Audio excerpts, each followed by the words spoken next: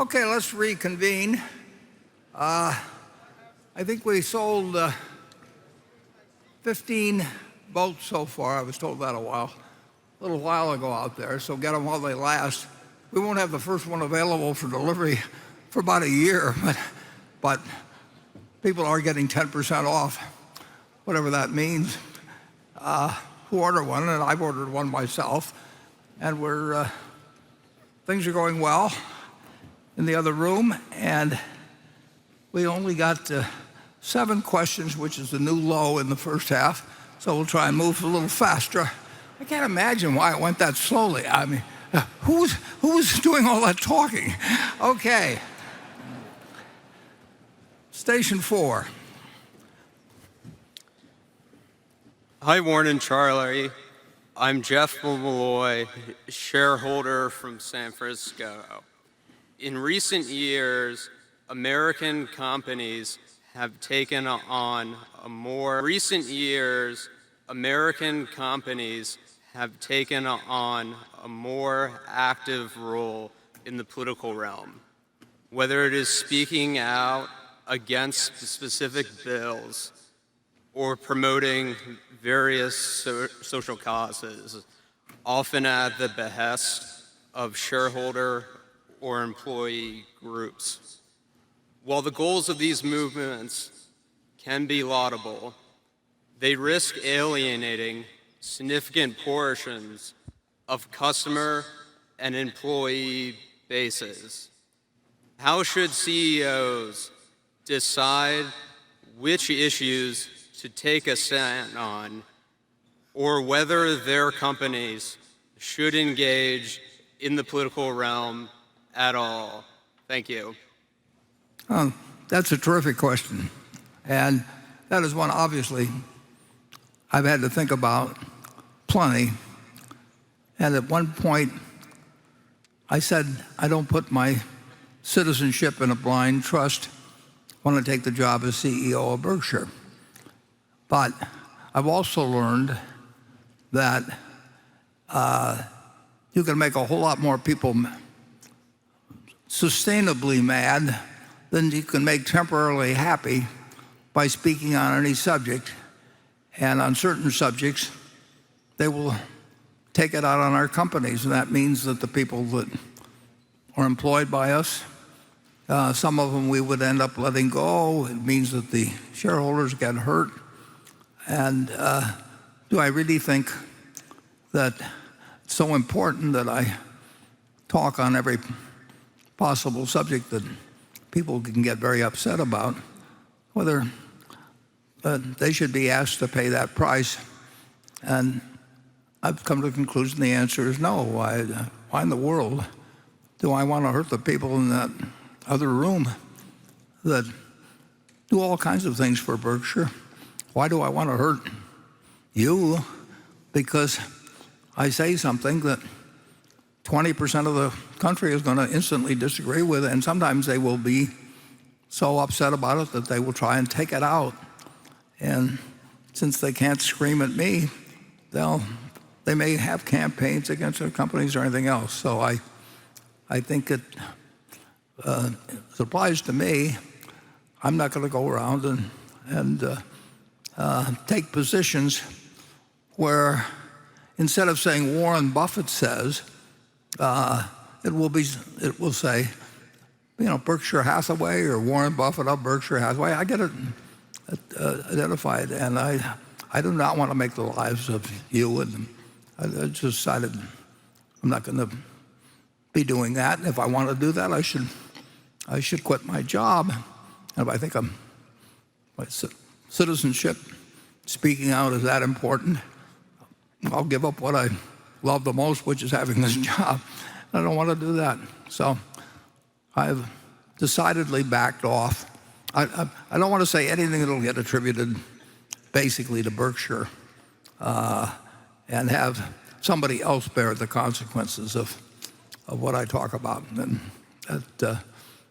so that's where I stand. And I can tell you that at most companies, or many, that isn't fair, but in a great many companies, the CEOs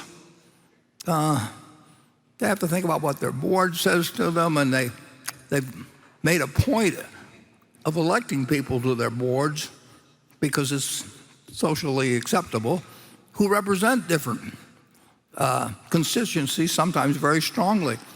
And if they think they're stakeholders for this group and that group and that group, they'll get pressured by their boards to take positions, and it's just a territory that we're not going to get into.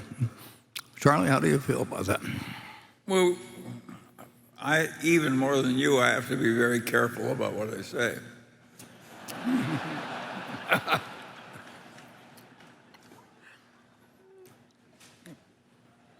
Now,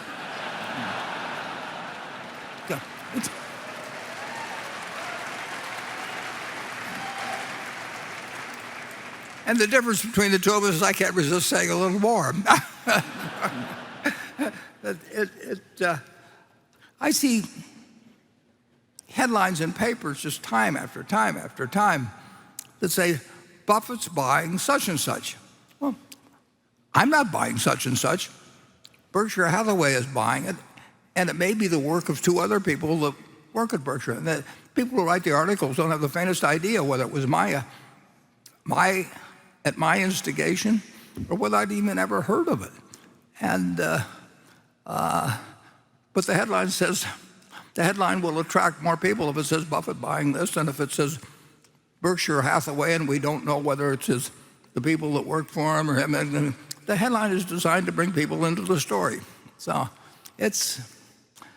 the confusion is terrible. And the easiest thing to do is to basically shut up and not have a bunch of people facing consequences that they didn't ask for in the first place. So with that, but I'm glad you asked that question. That is a good question, and I probably thought more about that question than I think about whether this stock or that stock is cheap. And with that, we'll go to, let's see, that was station 4. We'll go back to Becky. On that note, let's go to a question from David Cass. He writes in, President Biden's fiscal 2023 budget request would impose a 20% minimum tax on the unrealized capital gains for households worth at least $100 million. What are your views on this issue? And if you don't want to answer capital gains for households worth at least $100 million, what are your views on this issue? And if you don't want to answer, maybe Charlie does. Well, we'll find out. And we should, in all honesty, we should both say that we would be affected by it. If it's 100 million, we'd both be affected. So our point of view is, and I have no point of view. Charlie, I have no point of view that I would want attributed to. I tend to stay out of the income tax things like this. My policy is I pay whatever taxes they pass, and I don't want to engage in lobbying about taxes. Yeah,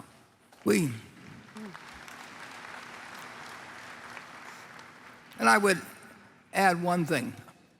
Lobbying is really distasteful. I once did it for a candidate, and I ended up in a room with a bunch of lobbyists for cigarette companies. They didn't care about Nebraska. They didn't care about it. They didn't have anything. They were there because they were handing over a contribution. They didn't, and I was a convenient accessory, and it made you want to throw up, basically. On the other hand, we operate in the railroad business, the energy business, insurance business, and they're extensively regulated. And I don't also want to be the only railroad that stays out of the railroad group, the only insurance company that stays out of the insurance group. So, other people can rightly figure that we're a free rider under those circumstances. So I tell the managers generally, don't spend Berkshire's money on candidates that you like. Don't pressure suppliers to do it. I mean, Berkshire is not a weapon to use, and it's been used by certain people in the organization, but don't use it to muscle. But don't use it to muscle money out of anybody else for who you like or what school your wife went to or whatever it may be. And some of it goes on anyway. But I don't tell our people that don't belong to any trade associations. Charlie wrote one of the great letters of all time, and if you go to search, type in, I think, 1989 Munger savings and loan or something. We resigned from the U.S. Savings and Loan League, I guess it was, and we warned them. We said, we just cannot stand what you're doing to the country, and what a bunch of very nice people get together, but they decide it's in the interest of their savings and loan to do this or that. And we warned them, and finally Charlie wrote a letter, which is, like I say, available on search. And it's should be one of the proudest letters, certainly one of the proudest letters that's ever come out of Berkshire. And he just said, we can't stand it anymore, and we're resigning. But that's a very tough thing to do. But that's a very tough thing to do. You can't. It's a tough way to live, to just go around criticizing the people you work with and the neighbors, and they're perfectly decent people, but they run into institutions that are doing things that are very distasteful to them, and we support some of our subsidiaries in energy, and I don't want to find people who are doing it for personal reasons. I mean, in that case, they're in trouble. But I don't say they can't do it, because I don't want their hands tied if something comes up, and essentially either they're competitors within the industry or the industry versus us. We're not going to stand alone and say, well, we're morally superior to us, so you put your money up and fight it. So that's where I end up. Charlie? I've got nothing to add. Okay. It never bothers me when I don't have anything to add, but he seems stuck on that. Anyway, Becky, did that come from you? It did. Yeah, okay. Then station 5. Oh, thank you, Warren and Charlie. My name is Tong Yao. I'm from China and now studying in the University of Chicago. I really admire you two, especially Charlie. You are my idol since I was a child. And my question is also for Charlie. My question is how to practice the multidisciplinary framework in making investment decisions and in life, like how to make it more practical. Thank you. Charlie? Well, obviously, it helps you to know more than one discipline. There's an old saying, that a man who carries only a hammer thinks everything else is a nail. And you make a lot of wrong decisions if you don't have some command of all the disciplines. That's all I ever said. But you do irritate people terribly when you come into their territory. You say, I'm multidisciplinary, you're the expert, and I know better than you. They hate you for it. I can attest to it. I've done it several times. Yeah, and China, well, there's a certain degree in they have a culture that to some extent reveres age. So Charlie's got me beat. I don't even try and compete with him on China. I can't catch him on age. Okay. I'm going to try to, though. Let's see, we've got Becky coming next. This question comes from Philip King. He writes, in the 70s, you wrote an article entitled How Inflation Swindles the Equity Investor. You said that stocks cannot keep pace with inflation because companies cannot increase their return on equity. Do you believe that this is still the case? Yeah, and of course, bonds can swindle the equity investor too. Everything, inflation, I should say, swindles the bond investor too, and it swindles the person who keeps their cash under their mattress. It swindles almost everybody, and the problem, if you have a business that doesn't take any capital, and let's just say the dollar depreciates 90% or something, so things cost 10 times as much. If it doesn't take any capital, you can charge 10 times as much, and you've kept your relative position. But most businesses take some capital. If our utility business, if just say that the dollar is worth 1/10, some years hence from now, we have to have 10 times the capital investment, basically. And we get paid a return on that. But we have forced capital investment to essentially keep them in the same place. And I wrote an article that related to that. And I will tell you one famous story, which you will all sympathize with, and that I wrote that story for Fortune, and when I finished it, it was about 7,000 words. And Fortune didn't like publishing 7,000 words, and they had my friend Carol Loomis explain that to me, knowing that I would pay more attention to her than anybody else, but being stubborn and male, I said, every word is precious, and they can either run it or not. So then they sent an editor, a very nice guy, out to Omaha, and this guy explained to me that it just wasn't right to use that many words. And I said, well, that's fine, but if you don't do it, I'll write it someplace else or something. Very disgusting behavior on my part. And then I sent it. It was beginning to bother me a little. So I sent it to my friend Meg Greenfield. And Meg was a great, great, great editor at the Washington Post. And we were very, very good friends. Wonderful woman. And Meg, who was tough as nails with most writers, but she was kind of nice. Who was tough as nails with most writers, but she was kind of nice. She didn't want to really hurt me too much. So I said, well, Meg, what do you think?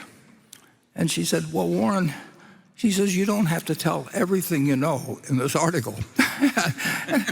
And it made the point. And so I write that article shorter, but I'd say more or less the same thing. No, you're better off if you the same thing. No, you're better off if you really could have a totally stable unit of a monetary use for the next 100 years. It would be better for business and investors in general. Charlie?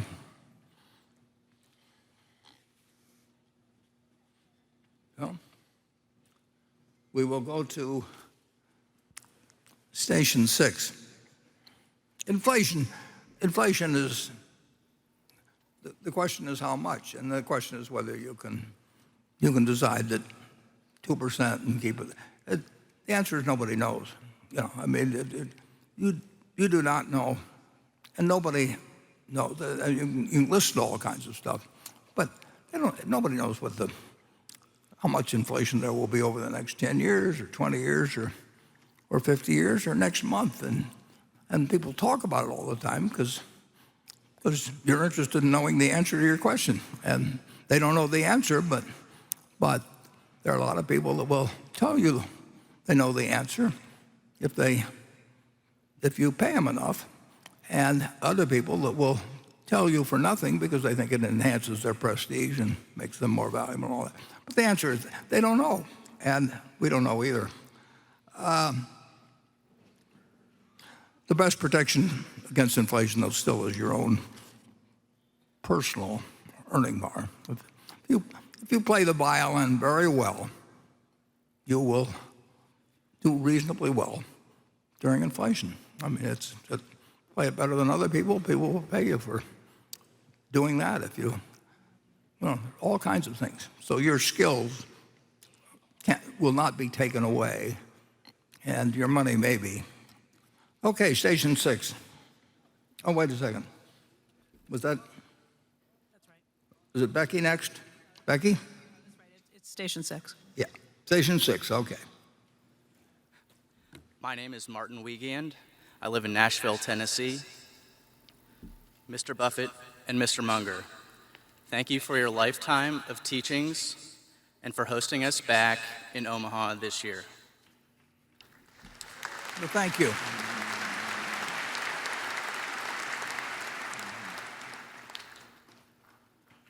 You have mentioned that companies get the shareholders they deserve.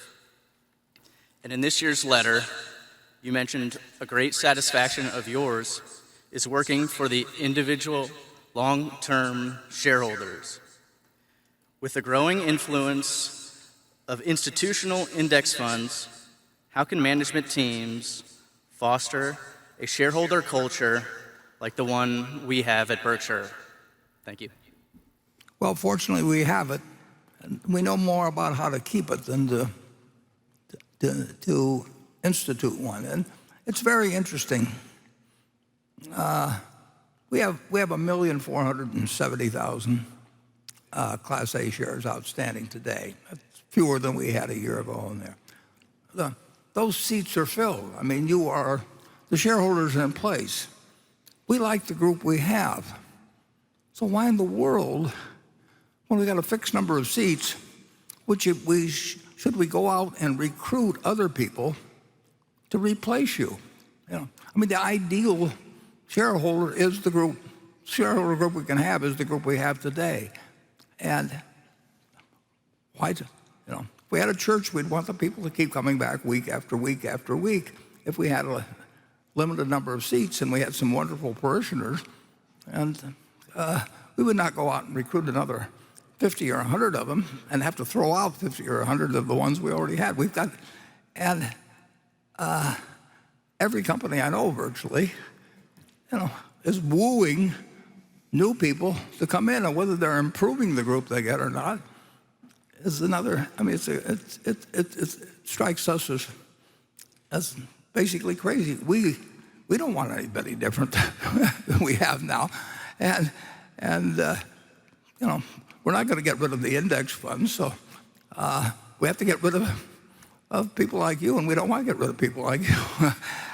And I just don't understand why if you had a neighborhood and the size of the terrain or whatever it was would be such that you could have 10 neighbors, and they were all great neighbors, why in the world would you go out and say to a whole bunch of people going up and down the street, why don't you buy the house of the guy next to me?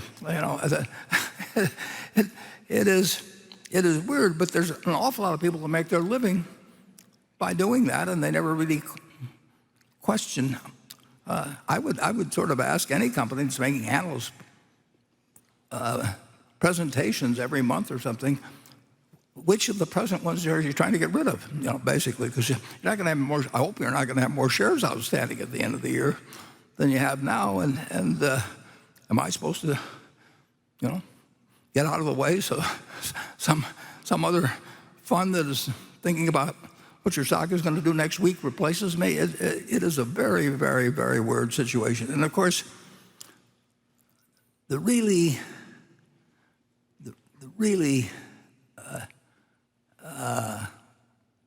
crazy process that has developed is people talking to, we'll say, analyst group, the sort of the high priests of finance.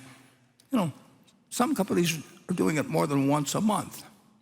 Well, just imagine if you work for that company, you go to work for that company, and every month people are repeating these things about their company, that it's important that we have more services per customer, and it's 6.2, and we got to get to 7 or something like that. And they'd say that month after month after month. It becomes a catechism.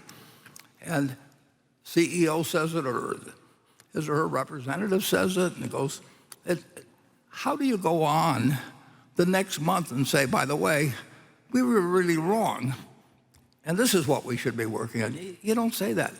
And it's a terrible problem that the new CEO has, coming in after a previous CEO has said the important thing to do is to hit your earnings targets. Well, you know, he's been meeting them in all probability by cheating from time to time. And this guy hands you the baton, and are you going to come out and say, well, we've really been cheating a little, and it's really counterproductive to the development of the companies, not to make earnings projections and just to give you the results as they come, rather than making up a few things in the accounting department? They can't do it. You can't. It's not human nature. And besides, you wouldn't get appointed as a successor, but you just don't go in and say, we've been perpetuating these myths that we can always deliver 8% growth, or we can do this or do that, or that the most important thing is this. You can't go in and change that if every month you've been preaching to people that this is what we stand for, and just ask another question and carry this message out to the masses, to the analysts and all that. And it's a totally destructive policy. I mean, I can, within GAAP accounting, and I can play a lot of games with numbers. We've done a lot of dumb things at Berkshire. We have never told anybody that the number had to be this or that, or to change anything. I mean, it just, once you start it, it's all over. You can't quit. It's like taking $5 out of the cash register. The first time you take the $5 out, you say, well, I'm going to put it back. And then do it a few times, and you'll never stop. In fact, do it once, and you probably never stop. But it's if something is going to be destructive, the thing to do is not start it. And forecasting earnings, I can't imagine anything more destructive. I got 360,000 people out there, and they know whether I'm lying or not, a good many of them. And they know if they send in figures and they get changed, what message are you telling them? We've got one dramatic illustration of that within Berkshire, and it's just, we want to. If you start lying, you got a big problem. It's that simple. And if you start saying to your team that somehow you've got a job, you've got shareholder relations, your job is to go out and tell everybody that our stock is the best thing among thousands of choices to buy every day. Well, that's crazy. And so what do you tell them? Well, they try to see which way the wind is blowing and figure out what they have to tell people, and then they go out and tell them.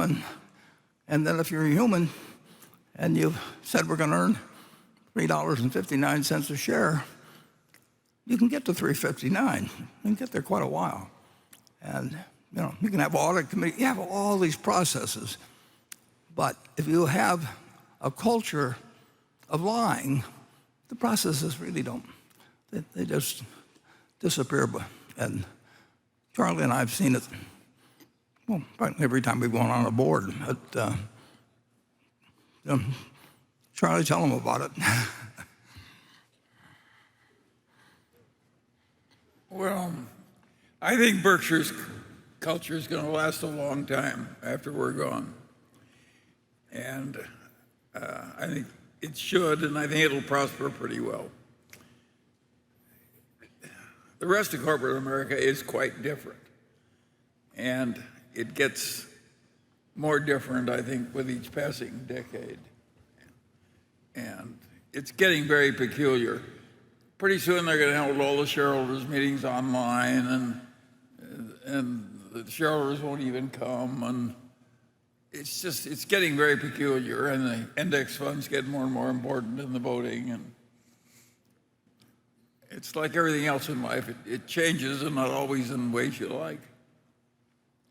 And it ends up for selecting different CEOs and all kinds of things. I mean, you're not going to appoint a successor CEO. You're not going to appoint a successor CEO that's going to come in and said everything that's been done before is, it's been kind of fraudulent. I mean, if we needed to book an extra sale after the end of the quarter, if we needed to adjust the reserves, and it's once you start lying, it's all over. And I just don't know any way around that except to try every way you can to not. You sure can't. If you set the wrong example at the top, you got a real problem. We've never told anybody to change a figure. We never will. And if they had been changing figures, we'd be in all kinds of trouble because they know it, and I know it, and the next person would know it, and it just deteriorates. And we've really seen it. We've really seen it time after time. The way boards operate, it has to be process oriented. I mean, I understand the problems that Delaware has in writing a statute that judges face when they look at things, but it's extraordinary. It's extraordinary. It's just extraordinary what an emphasis on process can do to an organization, because they think they can do anything if it's allowed, and eventually the foundation crumbles. Okay. Oh, I should make a little news here. So, you've all come, and you may or may not see this, but it's very possible. One of the things I bought, it was bought for a different purpose by a different manager months earlier. He bought roughly 15 million shares of Activision, and I never paid. I knew about the company, but I would just see it at the monthly report. But then on January, 17th or 18th, something like that, Microsoft announced they were going to buy Activision for $95 a share. Now, when they announced that, at that point, Activision becomes a different kind of security.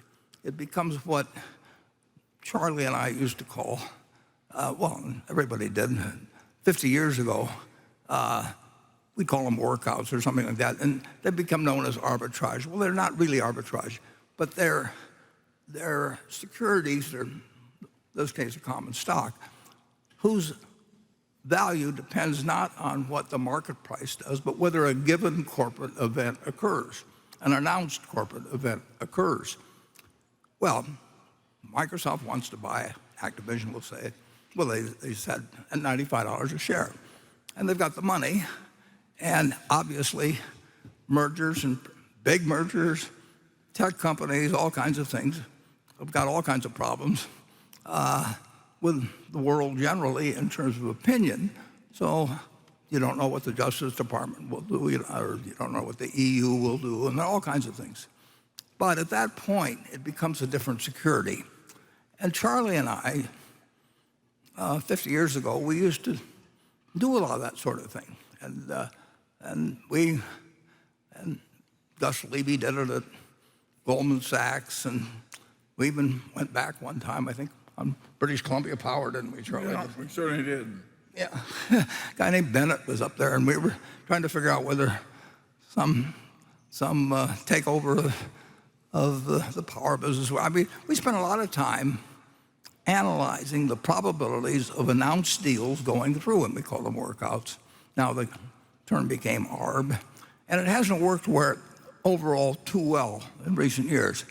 Now, every now and then, I see something that I want to do in that field, but very seldom, because they got to be big. The profit is limited. If they say you're going to get 95, you're not going to get 96, and if the deal blows up, you may have a stock that's at 40 or something. So but we did it with Monsanto 5 or 6 years ago when Bayer was buying it, and we got very lucky because it turned out to be a terrible acquisition for Bayer, but it did go through because Bayer had the money, and they went through with the deal, even though Monsanto came with a problem that nobody really understood the extent of. And we did it with Red Hat when IBM bought it. So, in any event, on January, whatever it was, 17th, 18th, 19th, Microsoft announces it, and the stock, which had been at 60, well, let's see I may have a slide here, which I'll find, but in any event, the stock, which had been in the 60s,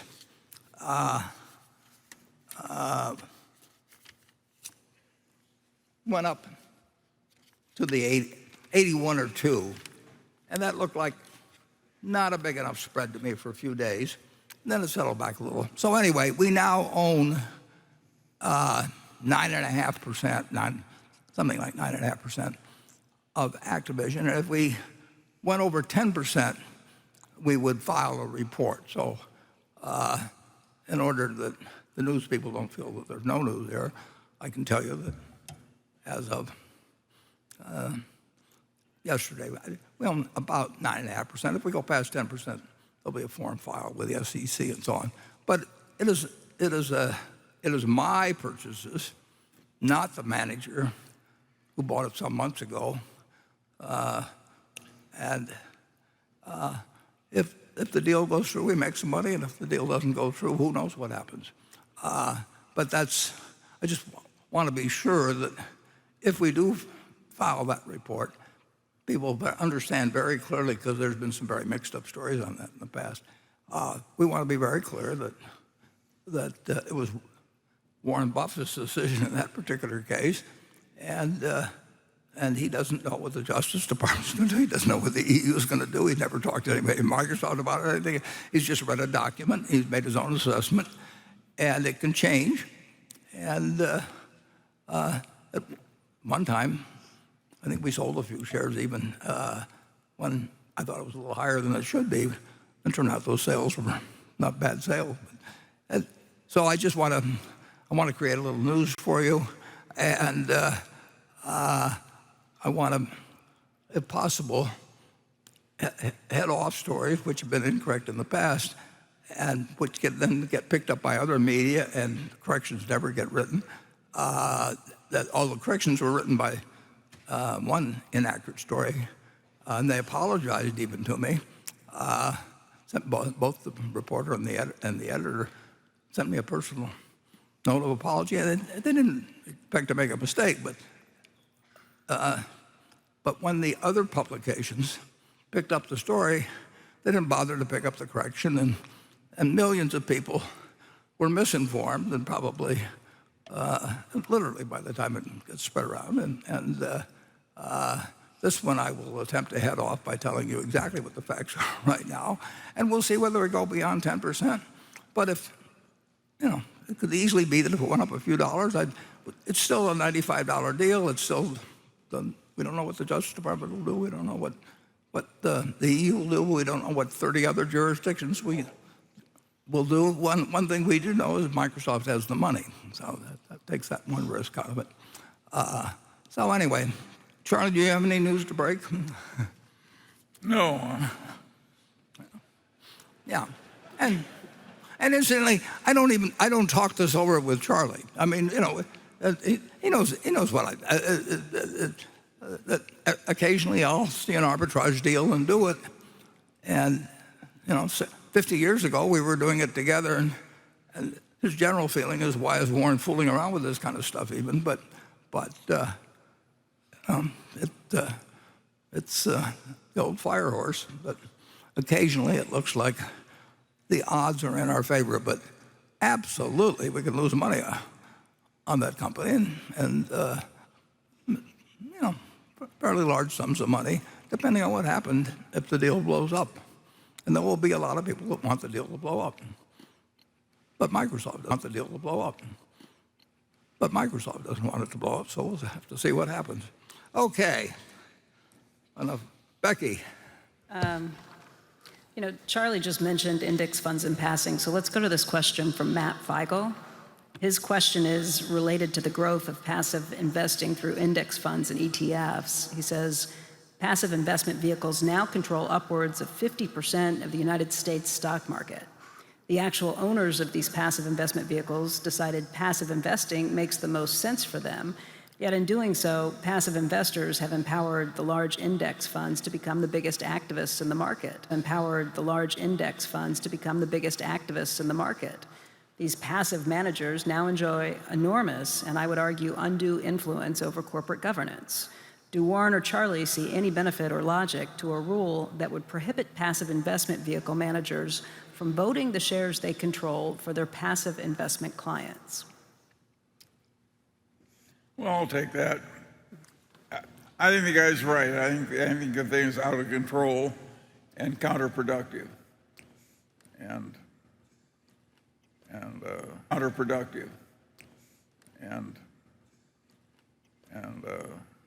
I don't think it's good for the country to have 3 passive investors with bright young men from Harvard or what else telling them what proper governance of corporations is. It's not a good development. It's not a good development.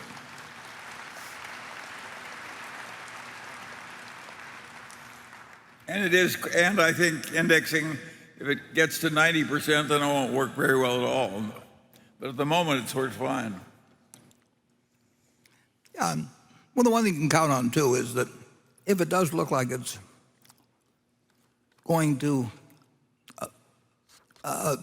if the public opinion shifts over to the idea that it really is a good idea to let 3 people decide the fate of every company in corporate America, the 3 people, and they won't decide the fate of every company in corporate America, the 3 people, and they won't collaborate or do anything. They're evil people in the least. I mean, they're just doing what you and I would do. They would figure, we don't care that much about voting. What we do care about is keeping a lot of assets under management. So we'll figure out something that ends up reflecting public opinion, and then politicians won't get mad at us. And our only threat really is the politicians get mad at us and regulate us in some ways. So we'll head it off. And I would predict fairly confidently that if the American public doesn't like the idea of 3 people controlling things, the 3 people and their organizations and everything, but what they want to do is they want to get bigger. And they wouldn't be where they are in life if they hadn't wanted to get bigger. Those things don't happen by accident. That doesn't mean it's the only thing they want. They want their investors to get good results and everything. But they are certainly not going to follow a policy which is going to cause a backlash that causes them to be a lot smaller. They can figure out their self-interest. I mean, and it just so happens that in this case, it would achieve the right result, which is that they would not control America, but they'll do what's good for themselves, and what they have to do, what's politically acceptable.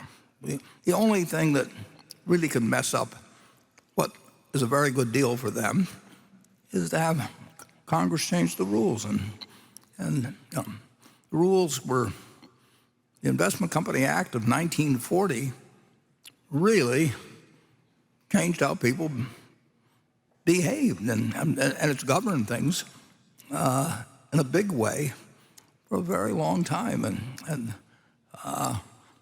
anybody that takes on the federal government loses. And if you're talking about trying to do that sort of thing, and they don't need to do it. They just say, well, we'll give up voting, or we'll vote our shares as the rest of people do. And of course, if you vote your shares as the rest of the people do, then if the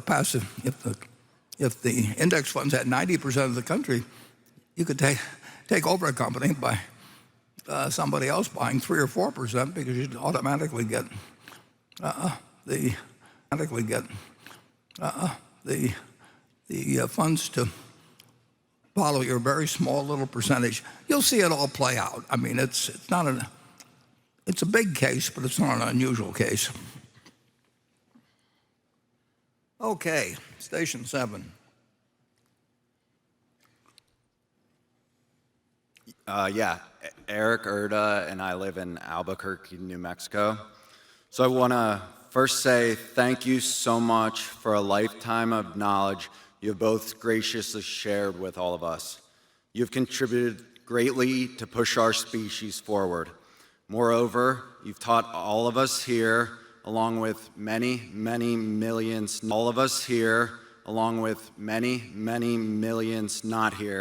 how to behave more rationally, treat one another with more love, and lead more fulfilling lives. And for that, I want to say a very sincere thank you.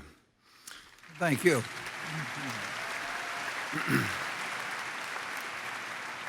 As for my question, I want to ask about Berkshire Hathaway Energy and the unique structure that has evolved there, given that Berkshire doesn't own 100% of the company.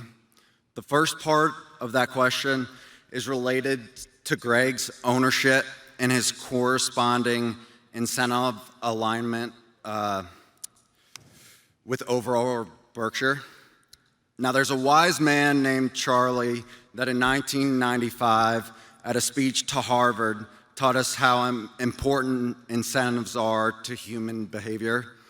I would conservatively say that Greg's stake in BHE is worth more than $500 million at present. And I'm curious if you can share any plans that you have to convert his Berkshire Hathaway Energy ownership to Berkshire stock. And if there isn't a plan to do this, can you please explain why we shouldn't be concerned about Greg's incentive structure going forward? The second part is about leverage at the entity.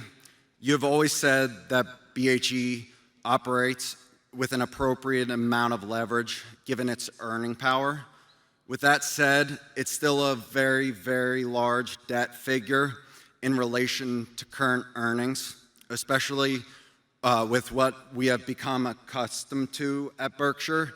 And I'm curious, if Berkshire owned 100% of Berkshire Hathaway Energy, would you still operate the business? 100% of Berkshire Hathaway Energy, would you still operate the business with the same amount of leverage? Okay, thank you. The second part is the easiest one to answer, so I'll take that. And I'll throw the first one back to Charlie. But the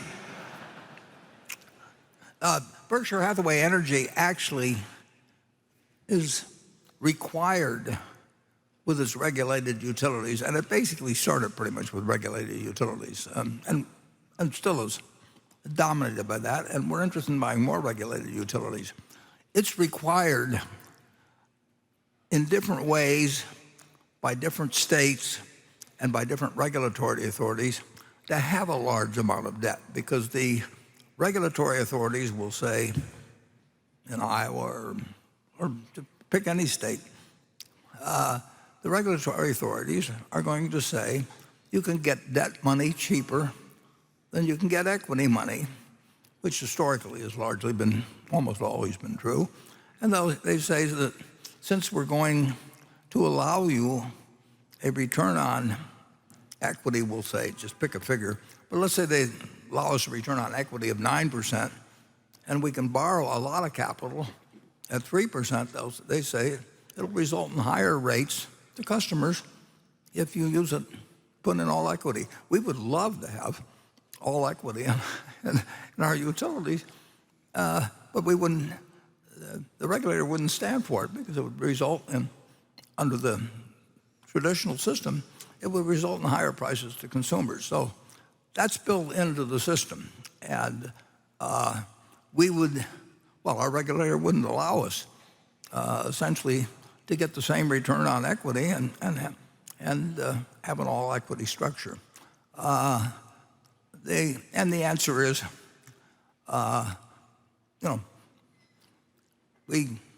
we put, well, you actually saw in the film earlier, which the people that are listening or hearing the webcast didn't see, but just in Iowa, we recently got approval to spend $300 billion, but they want us. Iowa has a history, and like every other state in the union, except Nebraska, which is all public power, but every private powers, they have a history of wanting X percent to be in debt. They want you to raise a lot of money in debt because it's cheaper, means cheaper power for the consumer. So the answer is, if we owned 100% of Berkshire Energy, we would absolutely be following the same. We would be operating pursuant to what the utility commissions tell us they want us to do. That they represent the people of those states. Now, Charlie, do you want? Well, the other one's simple too. It's a historical accident. It's not causing any big tension or breaches of fiduciary duty. We had the same problem with Walter Scott, who was the director for years and years, and owned stock in the same company, also an historical accident. I just don't think it's a big problem at all. I see no behavior from Greg ever that isn't in the best interest of Berkshire. Yeah. And we've had various percentages of Berkshire Hathaway Energy ever since we bought it in around 2000. And it happened, we were at my sister who's here, we were at her house, and there was a party going on, and 20 or 30, probably 30 people. And Walter said to me, if you got a minute or two, I'd like to talk to you about something. So we went in the library or someplace, and Walter says, we've got this company and it doesn't seem to fit the public mold very well, and would you want to buy in and go private? And I said, sure. Depends on the price. And when we got back to Omaha, I was out on the West Coast, we got back to Omaha, and we met with Dave Sokol, who was the big holder, aside from Walter. And we agreed on a price. And I remember Walter saying to Dave, "Don't negotiate with Warren. He'll tell you to forget it and he'll do something else." And so we bought it. And so it was kind of a weird structure from the start, and we had a public utility holding company act to deal with and all kinds of things. And it's evolved, and it now has us with 91% roughly, and it has Walter's estate, and I don't know where that goes at all. And Walter never talked to me about it, and I never asked him about it. But it's one way or another interest connected with him, or in the estate now, or close to 8, I guess. And Greg's got one. And the from our standpoint, if we made a deal with if they ever came to us and the Scott interest wanted to do something, we'd say fine with him. We'll do the same thing with Greg if he wants to, and he probably would want to. I mean, but from our standpoint, I've never seen any decision remotely. If I thought that would make a difference, he would not be. He just wouldn't be the right kind of person to run Berkshire. And the problem, of course, is that you've got lots of process that can be involved with insiders and everything. And I've got no interest in, as long as I'm alive, my interests are 100% with Berkshire. And the board, probably, and to some extent, a little reluctantly, but they just say, well, if Warren thinks the deal's okay, it must be okay, which is true. And so I could make a deal with anybody, and it doesn't get all messed up with process. But on the other hand, if I'm not around, the pressures are the directors to do whatever the lawyers tell them to do, and the lawyers tell them to do this and that, and then they want to bring in investment bankers to make a value. And the whole thing is a game from that point forward. And it's expensive. It takes a lot of time. So it would be better if it happened while I'm alive and around. But there's no reason. We'd rather have 100% than 91%, obviously, because more earnings for Berkshire. But there's no reason to try and do anything with either the Scott interests or Greg, unless they want to do it. And the logical thing is if anything happened with the Scotts, we'd certainly offer it to Greg. But who knows what happens in the future. The one thing I guarantee you, Berkshire Hathaway holders will never be taken advantage of, and you can sue my estate or something like that if anybody felt differently about that. It isn't going to happen. But it's a lot easier if it's done while I'm around, actually, than if it's done later. But I wish we had 20 more conflicts of interest just like it. yeah, that's exactly true. Yeah, it's a perfectly logical question. I mean, but it is not a problem, and any answer that's arrived at will be good for all concerned. And right now, I've got no feeling that I have no knowledge at all of where the stock that the Scots have goes, or how they feel about it, or anything. And that's up to them. Walter was our partner, and as far as we're concerned, we treat anybody connected with them as our partner, and they know that. They don't have to worry about us taking advantage of them, and we can understand if they don't do anything. We can understand that. If they want to do something, we can understand that. It's a good question, though. Thank you. Okay, Becky. This question comes from Steve Blackmore in Bozeman, Montana. This is to Charlie. He says, in the past, you've made favorable statements about investing in China, in part based upon valuation metrics. What is your opinion now, and how much weight do you put on the actions of the government in your analysis? Do the recent Communist Party activities in China, including human rights violations, blatant cyber theft from U.S. companies and others, crackdowns on speech from business and media, etc., cause you to change your opinion on investing in China? And how do you evaluate the clear dangers of investing under authoritarian regimes, as recently evidenced by Russian atrocities in Ukraine? Well, those are good questions, and there's no question about the fact that the government of China has worried the investors from the United States who invest in China more in recent months and years than he did in earlier periods. So there's been some tension, and it's affected the prices of some of the Chinese stocks, particularly internet stocks. Just in the last day or two, the Chinese leader has sort of reversed course on that and said he went too far and he's going to pull way back, and so on and so on. So we're having some hopeful signs. But yes, there are more difficulties of dealing with the regime in China than there are in the United States. And it's different. It's a long way away, and they've got their own culture and their own loyalties and so on and so on. And the reason that I invested in China is I could get so much better companies at so much lower prices, and I was willing to take a little political risk to get into the better companies at the lower prices. Other people might reach the opposite conclusion, and everybody is more worried about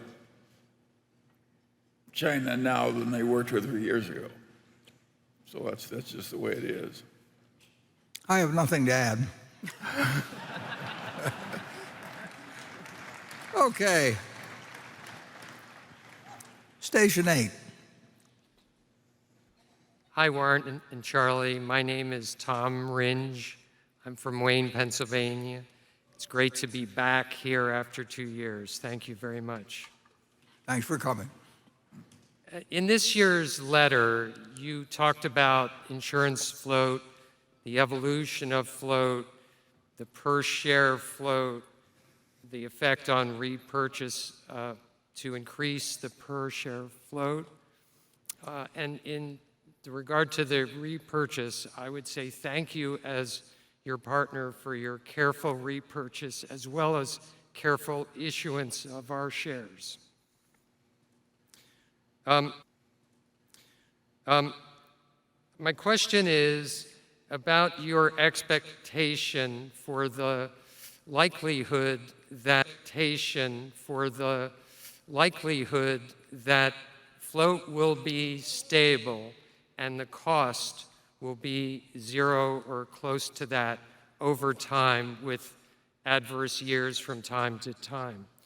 What about Berkshire's insurance businesses give you the confidence to make that statement when your competitors are trying to do the same thing but haven't been able to come close to achieving Berkshire's record in cost and growth of float? Thank you. Yeah, well, they really aren't trying to do the same thing, which is kind of interesting. The answer to your question is we wouldn't be in the business unless it was my judgment that the likelihood, the weighted probabilities are higher, that the flow are higher, that the flow will be useful to us rather than costly to us. And nobody will know the answer to that for a very long time.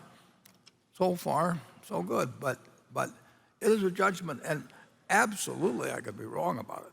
But you know,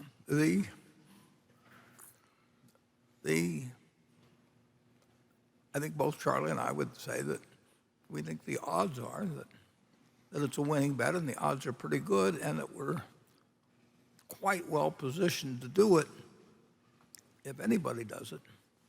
But, you know, did we know 9/11 was coming? Or, you know, I mean, it is not a sure thing. Just think of what the potential is, though, when you're reviewing it. If we could buy common stocks we were virtually sure would give us 8% after taxes with our whole float, that would be a hell of a lot of money. Well, it'd be 11 billion. I can tell you what it'd be, but And- 11 or 12 billion Yes, it's an enormous amount of money. annually. Yes, and the float has been growing, so relax. We're glad to have the float. But Charlie stuck in a couple of ifs there. If we could earn it, and if we could, the answer is, you know, that it's our job, and we think we can do it as well as anybody, or we wouldn't be doing it. But it's our job to figure out what businesses we want to be in, and when they don't make sense, reluctantly, occasionally, to give up on them, like the textile business. But those are the hard decisions, and insurance. We didn't have the faintest idea back in 1967 when Jack Ringwald stopped by the office at he stopped by at about 11:45, and Charlie Hyder set him up. And Jack, about once a year, he'd get mad at the regulators. He just didn't like being regulated. And he'd say to himself, you know, I'm going to sell this damn thing. And Charlie caught him one day, and he said, Jack is in the heat. You know, I said, bring him around. So he came up, and 11:45, and Jack said he wanted to get rid of this damn business. The regulators were driving him nuts or something. And I said, fine, I'll buy it. And I said, what price do you want? And he said, think $50 a share then. I said, fine, we've done it. We don't need an audit. We don't need anything. And then Jack started, and he says, well, immediately, he really changed his mind, but he was too honorable to back out. So he said, well, I suppose you'll want me to sell you the agencies. And I said, no. And of course, if I'd said yes, and then he said, well, then we can't do it. So I just said, no, yeah, you keep them, Jack. And he said, I suppose you'll want me to do this. I said, no, I won't want you to do that. He was hoping I would just give him an out.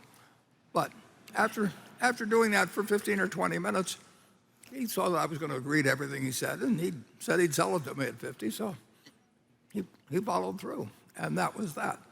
And, it was pure luck. And but Jack, Ward, we really like our float, don't we? pardon me? We really like our float. Oh, yeah. We're No, not it's we incredible. love it. No, we made the most of it, but we didn't make the most of it till Ajit came along. And, who knew that the guy was going to walk into my office at night? And, who knew that the guy was going to walk into my office in 1986 and I would decide that he was the guy to make this damn thing work that I hadn't been able to make work the way I wanted it to. And who knew that Geico would come along later, and who knew it? There's just all kinds of things. The one thing you have to do is be prepared. When opportunity comes, you really do have to just move. And fortunately, I operate in an environment, and I wouldn't operate in any other environment. I get out of there, but I operate in an environment where I can do it. And it'd be crazy of the board to say, we want to set up a committee to review every acquisition and all that. And I would say that's fine, but you can work with somebody else, because I just don't like to go through all that stuff. I've got other things to do the rest of my life. There's so much luck, but there is that. You do have to be mentally prepared, and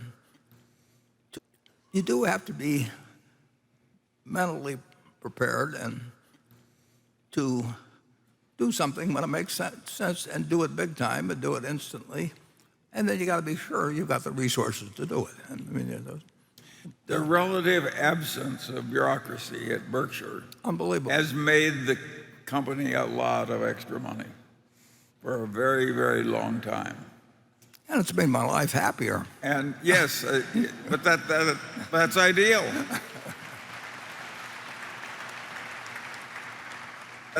That's ideal.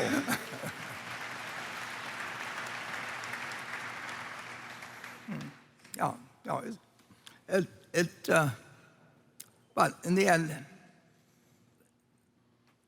we are extraordinarily well positioned to do exactly what we want to do with float, while at the same time never putting ourselves in the position, never coming close to making a promise we can't keep. We had two small insurance subsidiaries well before Ajit. Two companies I bought. One I really didn't know that much about. The other one I did it all by myself. And they were disasters. And left alone, which they could have been, they'd have gone bankrupt. And we just didn't want to do it. So, we could pay the liabilities, and if the parent company got involved, or we put it in another insurance company or something, and we did it. I mean, it's Berkshire. In a crazy way, I look at Berkshire as a painting, and it's unlimited in size. It's got an ever-expanding canvas, and I get to paint what I want. And if somebody wants to paint something else, then I'll go someplace, and I'll get a smaller little thing, and I'll paint away. And I actually, I'm no good. I don't know anything about paintings. Take me to an art museum, and all I really want to know is where the men's room is. But I'm just not interested. And other people look at paintings, and they see something, and then they see something additionally later on. And I mean, they really have a different sort of perception ability in relation to that. And to me, Berkshire's a painting, and I get the paint. And the object, obviously, I want my partners to come out well in it, but the real thing I like is the painting. And as long as it's in my head, and I see different things in it as I go along, and it's the closest thing I can come to enjoying myself every minute of the day. and it's not, I don't prescribe it for other people. And occasionally not so occasionally, but I see things in the painting, I think, well, I should have done that differently, and I go back and paint it over, and it's satisfying. And who knows why human beings react in that manner, but I do know what makes me happy and what doesn't make me happy. I found what makes me happy, so why in the world would I change it? So that's a short answer to a question that I can't remember what it was. Okay. Becky. This question comes from Andrew Kiesau from Minneapolis, Minnesota. He says, last year, Warren mentioned that inflation had noticeably impacted the prices that Berkshire's businesses were paying and charging. Given those inflationary trends have continued and in some cases accelerated since last year's meeting, could you comment on how this particular inflationary period ranks among previous such periods? Could you comment on how this particular inflationary period ranks among previous such periods in the United States, like the 1970s and 1980s? And what can American businesses and citizens do to reduce the negative impacts that inflation brings about? Well, we've sort of attacked what you do yourself. And you develop skills that people are willing to pay for in the future, regardless of what the unit of exchange is. But in terms of inflation in our own businesses, it's extraordinary how much we've seen. I think you interviewed Herb Blumpkin at the Furniture Mart, and for 2 years, the prices have just kept coming in higher for these things, and we sell them for higher prices, and people have more money than they've had before, and they like to buy. And there's certain things they can't buy. It's like during World War II, you had a lot of money created, and people couldn't buy cars, and they couldn't buy refrigerators, and they couldn't even buy as much sugar or coffee or things as they wanted. They had little stamps and gasoline and all kinds of things. Well, eventually, if you get a lot of money in people's hands and you don't have very many goods, prices go up. Now, you can do all kinds of things to try and talk it down. And of course, inflation is never the same. Nothing in economics is the same the second time after it happens than the first, because the first affects people's attitudes, and the second, their attitudes always influence the activity itself. I mean, it is an interesting phenomenon.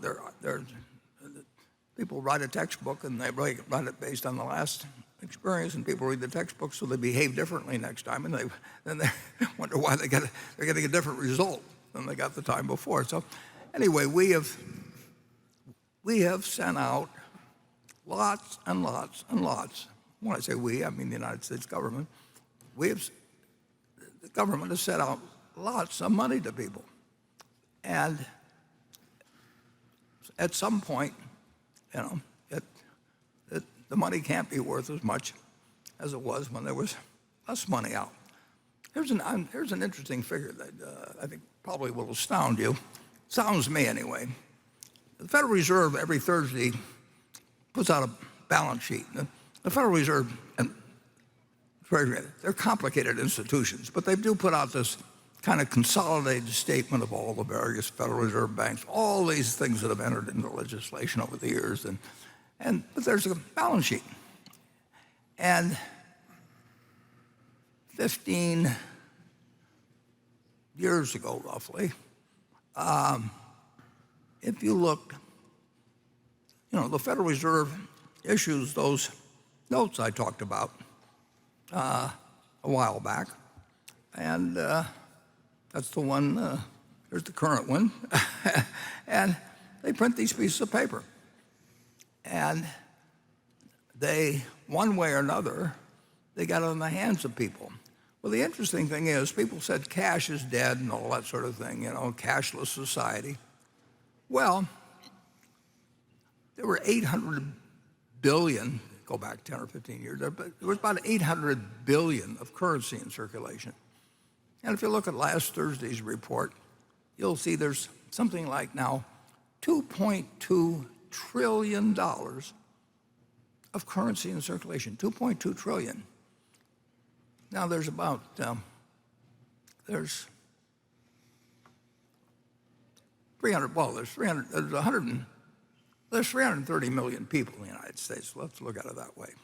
And with 330 million people, and you have almost 2.3 trillion of currency in circulation, that's $7,000 per person. Every man, woman, and child, in theory, has $7,000 worth of currency. Well, that isn't right, but you do know that the Federal Reserve's bookkeeping is essentially right. They've got that much that's out there. I don't know where it is. I mean, I don't know whether it's in Russia. I don't know whether it's in South America. I don't know where. I don't know whether Charlie's got it all. I mean, it's a staggering sum. Cash is dead, and yet we, on average, have $7,000 for every person in the United States. Now, while you're absorbing that, think for a moment what would happen if the U.S. government said, well, they work it out in private, and they decide that they're going to send Federal Reserve, and I'm not going to blame the Federal Reserve for this. Somebody back in Washington decides that they're going to send out $1 million to every household in the United States. And there are 130 million households in the United States or something like that, and they're going to mail you $1 million in cash. And there were a couple of provisions attached to it. One is, if you talked about it in the next 30 days, the money disappeared. So it was like in one of those old TV shows or something, and poof, disappears. And after 30 days, you could spend it. Well, all of a sudden, the household wealth of the United States, Federal Reserve puts out an estimate, is 130 trillion or something like that. So basically, you've doubled the household wealth. And 130 trillion or something like that. So basically, you've doubled the household wealth. And all you've done is mail out people, but you don't tell them you're doing it with everybody. You just say they won the lottery or whatever it may be. And now you've got an amount equal to household wealth. On average, people have doubled it. They've got this extra 130 trillion of wealth, and in a month they can spend it. Well, what's going to happen? Well, prices are going to go up, but are they going to go up immediately? Well, you don't know the other guy got it. You just know you've got it. So you don't really feel like you got to rush out and buy things. But as soon as word gets around, well, we've mailed out. If you look at the amount we've distributed, the federal government, I'm just talking about the distribution of resources. We're talking numbers like that, and it affects prices. It has to affect prices. If you had 10 times as much, if you went home and you found out you had 10 times the net worth you had yesterday, but everybody else did the same thing, it doesn't increase the amount of bread in the economy or the number of cars. It just means that the price the value of this is going to go down, and its purchasing power, you can't buy more than exists. So it's a very strange period where we had lots of money sent out to people, one way or another we're getting it, that they didn't find as many things to buy as before, and we had supply chain disruption. We have all these things happen. But the end of it is they go out to the Nebraska Furniture Mart and they start buying things. And they do it with our other companies. And they do it in very peculiar ways. And now they're buying, one thing, jewelry stores were, generally speaking, not a very good business.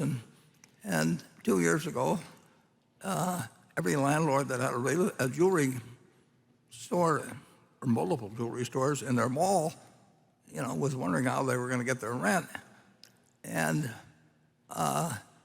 now every jewelry store virtually is doing incredibly better than they ever dreamt, with way less inventory, because people just come in and buy. And they don't wait for sales. When they walk in the store, they're going to walk out and they're going to have bought something, and they pay for it. They got the money. So we are seeing an unleashing of the fact that we've just mailed a lot of money to people, one way or another. It's very indirect. It all gets complicated when we talk about a big system, but this is what's happened. And I will guarantee you that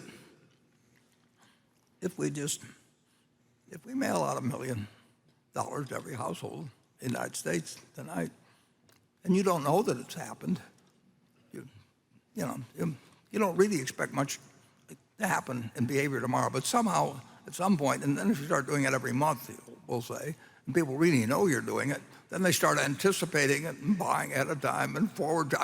There's a million things that happen in economics, but the answer is we've had a lot of inflation, and it was almost impossible not to have if you're going to mail out the kind of money we've mailed out.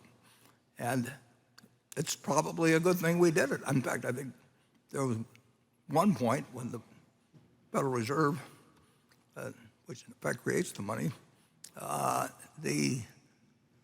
if they hadn't done it, your lives would be a lot worse, a whole lot worse now. And that was an important decision. And that's the way that's why you've had inflation, and heaven knows, it could end.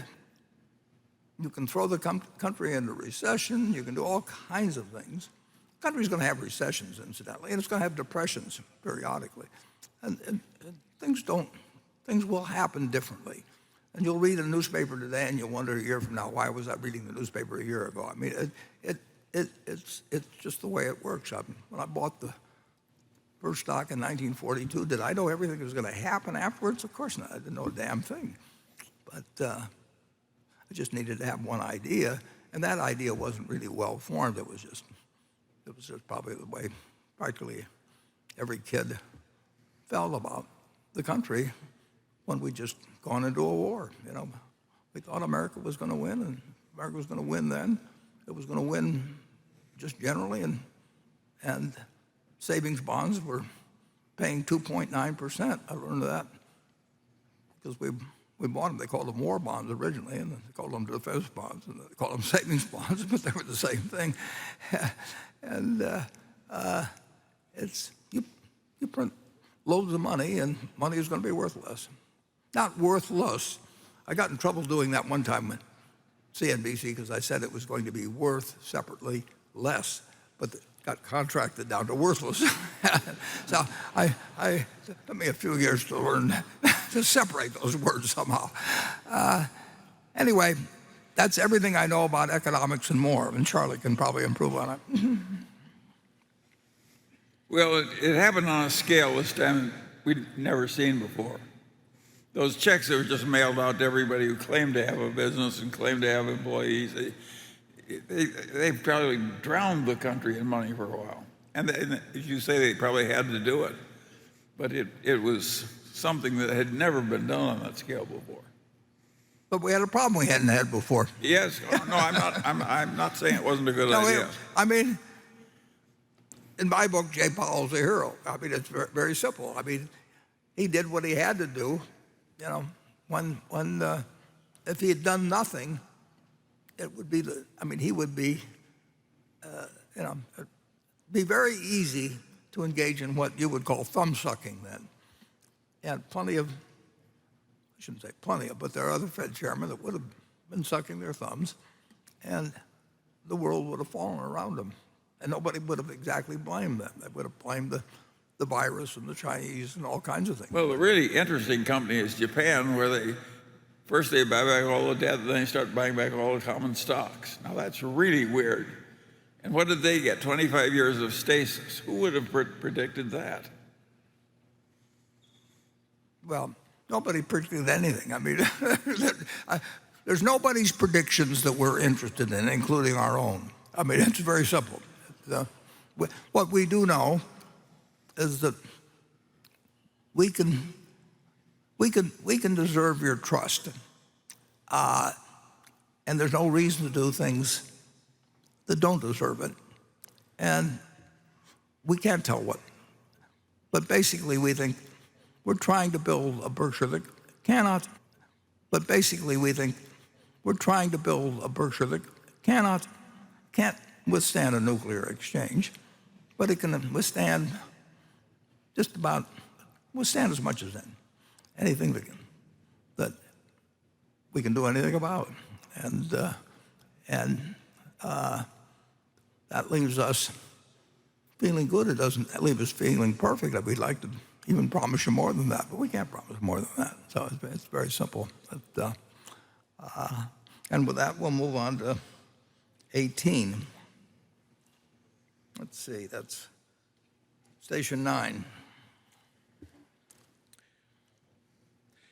Dear Mr. Buffett and Mr. Munger, I'm Ili Abushakra from Montreal, Canada. I would like to thank you for everything you've done for us, your fellow shareholder.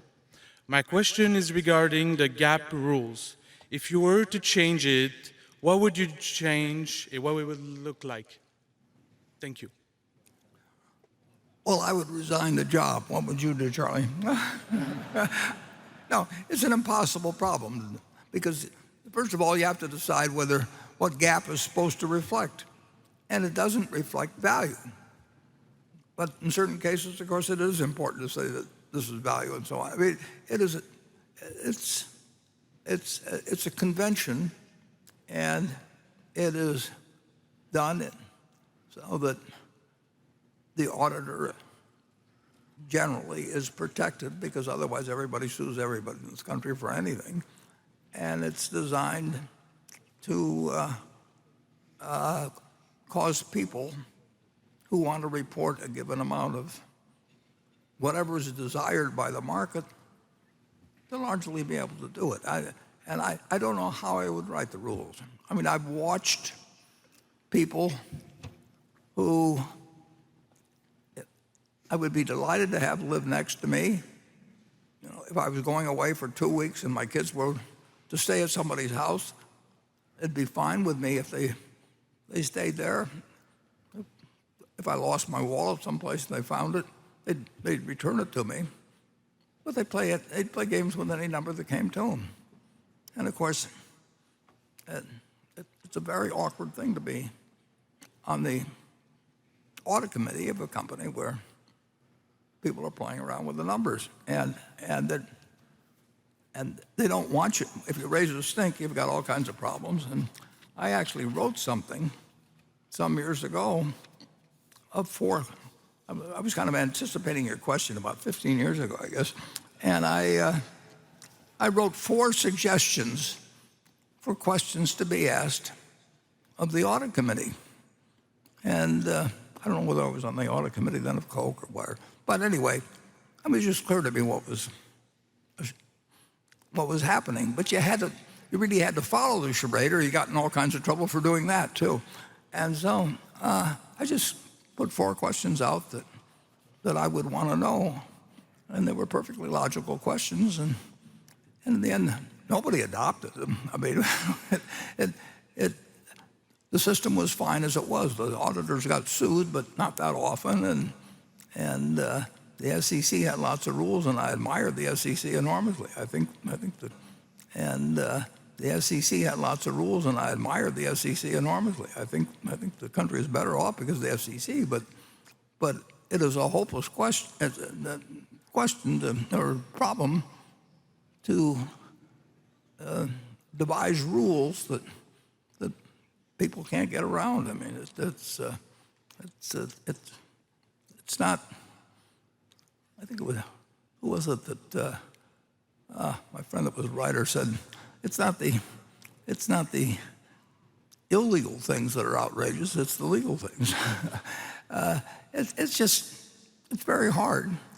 You try, and it's worthwhile. You need an SEC, but the SEC can't really stop the stuff that you would find outrageous. Explained, and the auditors have the same question. I mean, the auditors really want rules, and they want processes, and they want it to be so they can operate. Charlie he was on the audit committee of Solomon, and we had probably literally millions of contracts where people put numbers in, and he found that $20 million. We had the largest auditing firm in the country then, Arthur Andersen, as I remember. They're gone now. Yeah, they're gone now, but they were the largest. And Charlie found a $20 million error, I think, one time in an audit. They call it a plug. When your accountant starts talking about a plug, it's not good. Well, I'll tell you a story I haven't told before. You saw in that movie, people who were here saw me testify in August before a subcommittee who were out to get their way, and I just decided I was just going to answer every question honestly, and I was not going to try and draw up anything. So I just sat in front of them and said what I knew and didn't know. And one of the things I said, which was absolutely true, is that I'd only been there 10 days or so at Solomon, but I said I really haven't seen anything yet that strikes me as terrible in accounting. But I've been there 10 days. But this guy who got us in all this trouble, so far, he's the only thing I found. I don't know what else was going to be found. How in the hell could I know what had gone in a place that was doing, incredible numbers of transactions and everything? Well, but I said, what I've seen, the accounting strikes me as legit.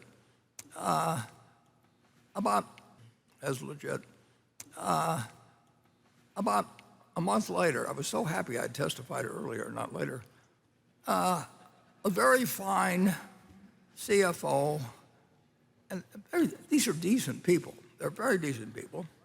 And he comes in and he said, Warren, there's probably something you should know.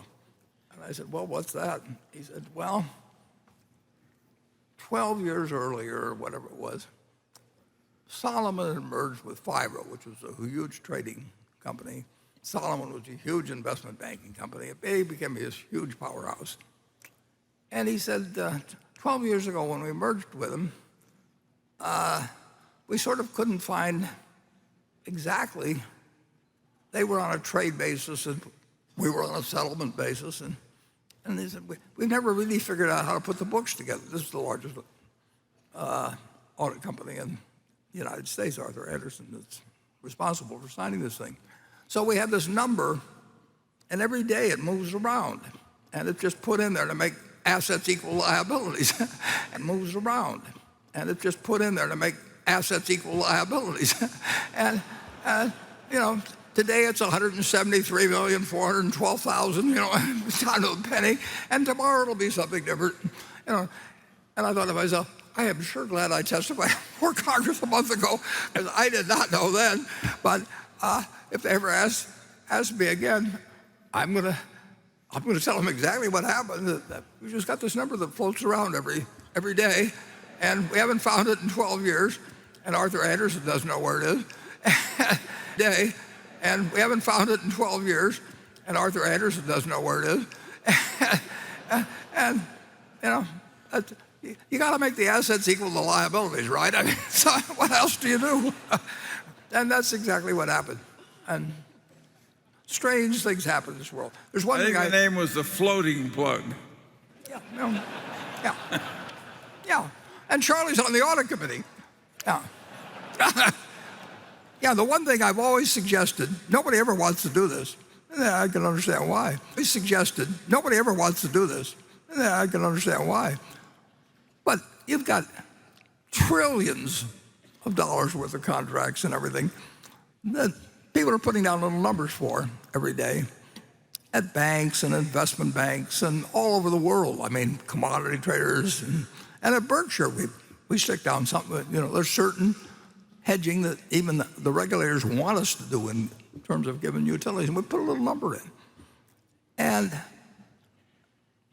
I've made the suggestion once or twice that if you really want to do something sort of interesting, you know, just get some young guy that give him a couple of weeks and pick the 100 most kind of complicated, long-term, you know, lots of wording, derivative contracts, and look at what one side, who promises to do something, values it at, and look at what the other side, who also reports, you know, and just let them do it for 100 operations at random. I just like to know if somebody's valuing we're valuing a contract at $28 million, the other guy's valuing it at $33 million, you know, and you've got the same auditing firm in both cases, and they're signing their name to them. Nobody ever, I don't think anybody's ever done anything with that suggestion.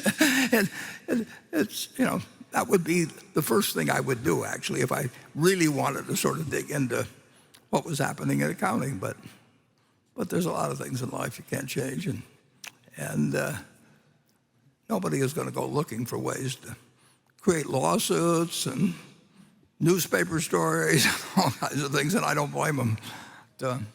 I brought one thing I just couldn't resist. I was hoping I'd get a question, so I'll ask it myself. I was hoping to get a question that, how could some guy be so idiotic as to propose a price of $848.02 or whatever it was, or $88.02 or whatever it was, or is, for Allegheny Court. And, I mean, isn't that getting a little scientific, you know? And of course, I did provide, when I made the offer, that it'd be $850 less whatever was paid to whatever investment banker they wanted to select, Allegheny in this case. And they're bound to have to do it because Delaware law is developed in such a way that the directors are protected if they get expert opinions, all that sort of thing. So I don't fault anybody in the system, but I just thought it might be useful, actually, maybe to Delaware judges someday, Delaware statute makers, maybe people that are writing papers, who knows? But I suggested that we just, since I'm willing to pay $850 a share for the place as is, you know, if the advisory fees are 10 million or 40 million, that it makes a difference to someone. And it's always made a difference to us as the buyer, but that's just the way the game was. Well, there's a little history to that. And I went back, and there's been twice nobody's ever paid attention to this, but there's been twice in the history of Berkshire Hathaway, 57 years, twice that Berkshire was required to get a fairness opinion. And it was perfectly logical that we be required to get a fairness opinion in those two cases, because in one case, Diversified Retailing, which was a company I was invested in both of them that came out of our partnership, but one had a group of shareholders that were different than the other group of shareholders at Berkshire, and the two want to merge. So you have two companies with me being the biggest beneficiary in between. And it wasn't up to me to determine the ratio. I mean, even though I had the most involved, but I had a little more of one company than the other. So anyway, a fairness opinion was required. And this has only been twice in the history of Berkshire that one was required. So naturally, I went to Charlie. I said, Charlie, we do have to, Charlie told me, he knew it better than I did. We need a fairness opinion in this case. And I said, I know what's fair. You know what's fair. Sandy knows what he thinks is fair. If the three of us owned it, in 10 minutes, we could have worked out a deal that all three of us regarded as fair. But because there were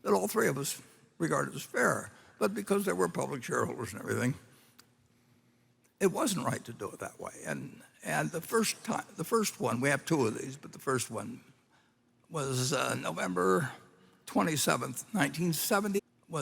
November 27th, 1978. And I told the shareholders, essentially, that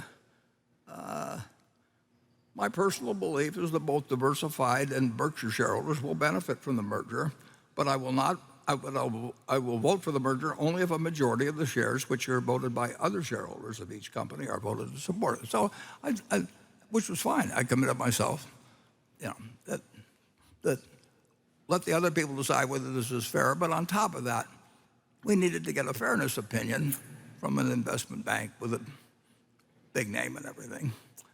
And so I said to Charlie, these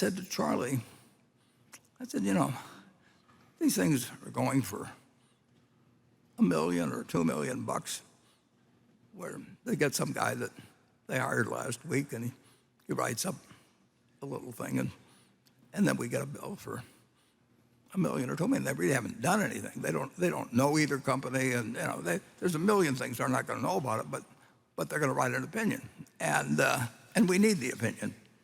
I said, so what do I do? I go to Charlie with these kind of problems. And Charlie said, Warren, it's very simple. He said, pick out 10 prestigious investment banks and do exactly what I say. Exactly what I say. So, okay, Charlie, what do I do when I call and get these 10?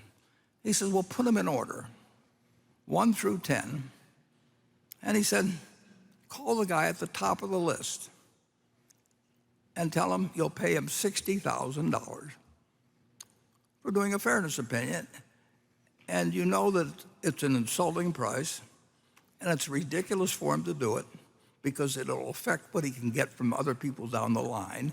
They'll look back and they'll say, well, Buffett only paid $60,000. Why should I pay $2 million? And but he said, just tell him that's what you'll pay. And if they're insulted by it, which they probably should be, then you'll go to number 2. And they'll offer them the same deal. And you'll just keep going down until you get to number 10. And if you don't have anybody by number 10, you've told the other people, you'll come back to number 1 again. And you'll say, well, I'll pay $80,000. And then you'll go down the list and everything. Well, so I picked 10 names out. And number 1 name was Jack Shad. And Jack Shad was a friend of Tom Murphy's, a friend of Bill Ruane's, and he was running E.F. Hutton, and he was a very, very, very successful investment banker. I didn't know him as well as the others, but I'd met him through my friends. So I called up and I said, Jack, I've got this crazy request. He says, only because everybody admires you so much, and my friends are your friends, and blah, blah, blah, and E.F. Hutton is so well regarded. I said, I'm going to do something that's I'm going to ask you something that is totally against your interest, and I fully understand the fact that you're going to say, you're an idiot to call me on this and slam down the phone. But I said, Jack, here's our procedure. And I described this procedure that he gets called first, and if he turns it down, then I go to Payne Weber, and then I go to and I go through it. And I tell him, there's these 10 people. And if we don't get any yeses, I'm going to come back to you again, and I'll offer you 75, and we'll do the same thing till somebody says yes. And I said, Jack, but you are the first call. So $60,000, and it's going to screw up your business. $50,000, and it's going to screw up your business if you do this, because every client you get in the future is going to say, well, you did it for diversified retailing and Berkshire, and why in the world should we pay you $2 million when he paid you $60,000? And Jack said, don't worry about it, Warren. I can take care of that. He says, we're in. And so we got a fairness opinion, but for one side. Now the next call I made was to Payne Weber, and I gave him the same story. And I said, E.F. Hutton was dumb enough to take the one side for $60,000. I don't know why the hell they're doing it. They're destroying their reputation and all that. And Payne Weber said, we'll take the other side for $60,000. So we have a thing here that describes the whole process. And they got well low. They sent out an amiable alcoholic they had to do something with. Well, what they did was they each billed us for $60,000, and we paid it. That's what you get for. Was they each billed us for $60,000, and we paid it. That's what you get for $60,000. No. We got the same thing everybody else got, Charlie. I know. And of course, Jack Shad, this was 1978, he was appointed chairman of the FCC. 7 years. Jack, 7 years. Jack liked to do business. And it's true, it didn't hurt him. They paid us $60,000, and they went back and charged somebody else $2 million, the next week. And those guys, it's all play money. And so we did the same thing when we got to blue chip stamps, where we were similarly conflicted 4 or 5 years later. We went back to the same two guys, and there'd been a lot of inflation and everything like that. So we said $110,000 then. I've got the prospectus for that. And both of them said, send it in. Don't worry about our other clients. We'll figure out some story to tell them, and whatever it may be. But I just thought it would be interesting to, at some point, have people realize that it's not play money. Somebody pays it, and it's a game. Have people realize that it's not play money. Somebody pays it, and it's a game. And but it's what passes muster in Delaware, and the directors will have it explained to them by the lawyers that they're not going to get sued if they do it in a certain kind of way. And so I just decided that somebody at some point ought to point out what actually is happening in this situation, and that's why we did it that way. And it may go down with our it may go down with our earlier attempts to educate the world on the realities of finance and its various interactions, and why it's better to teach your son to be an investment banker than to be an electrician, or something. But you've got an eccentric chairman, and that's what he did. Charlie, how do you feel about this whole matter? It was your idea, originally. Well,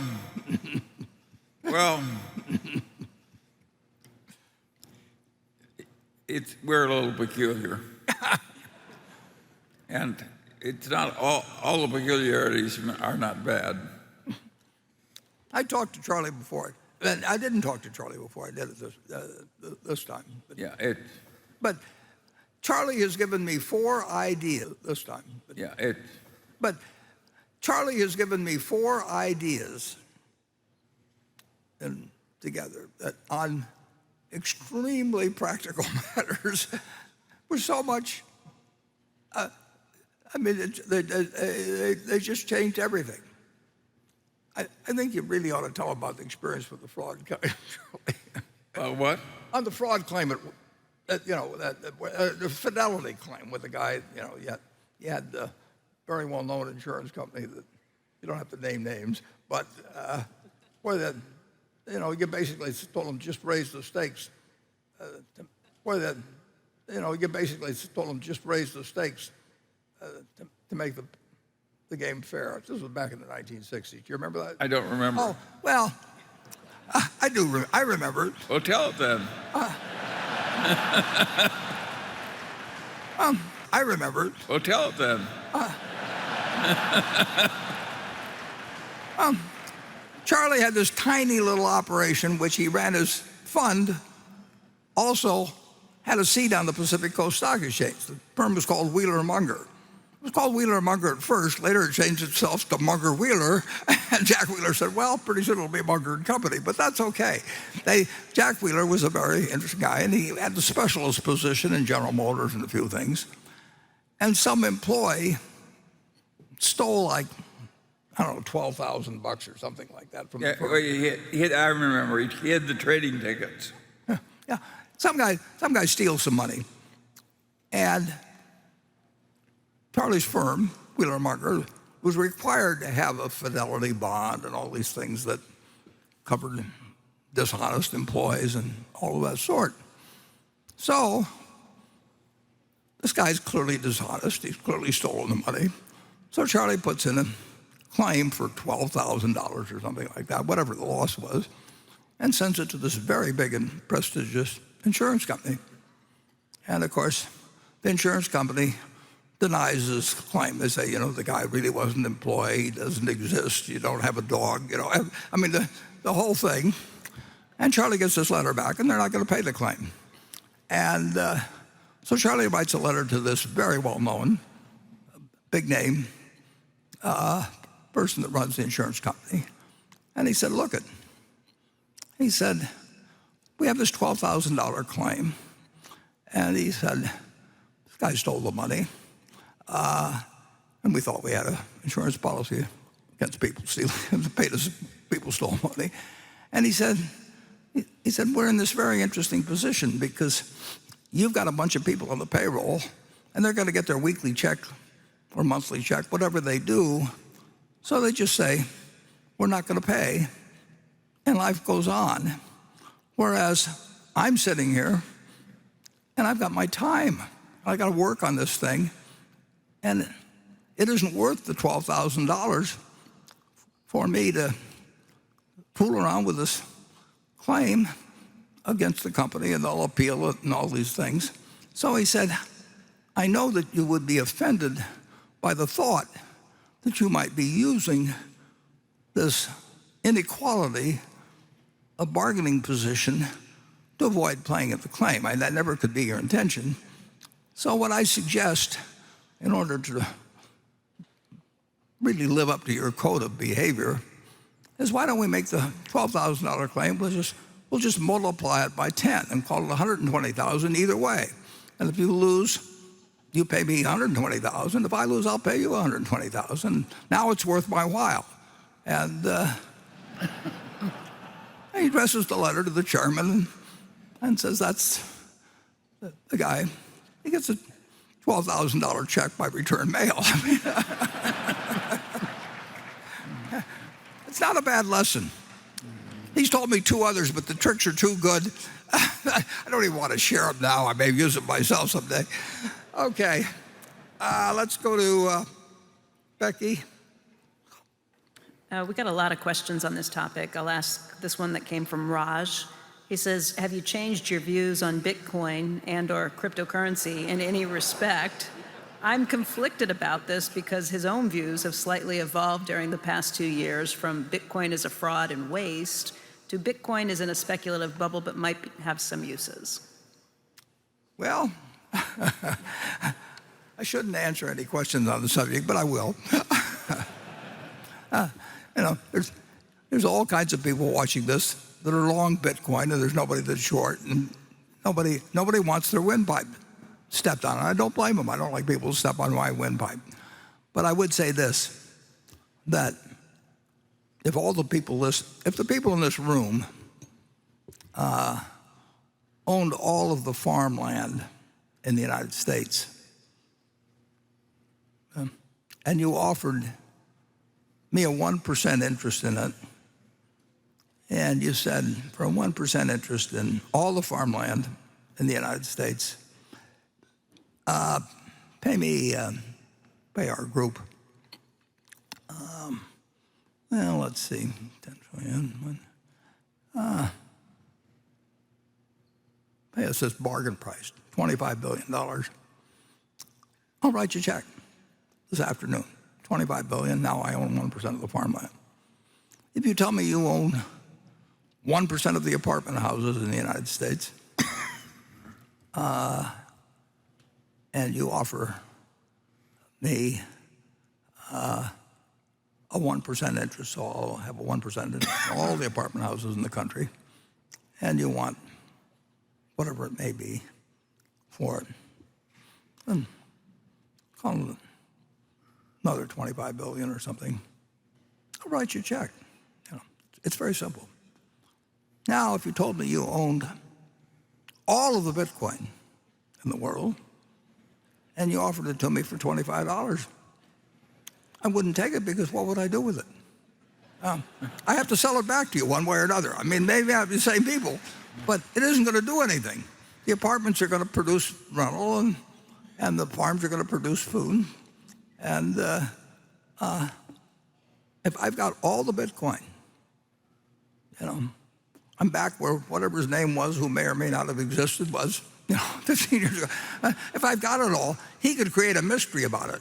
But everybody knows what I'm like. I mean, so if I'm trying to get rid of it, people will say, well, why should I buy some Bitcoin from you?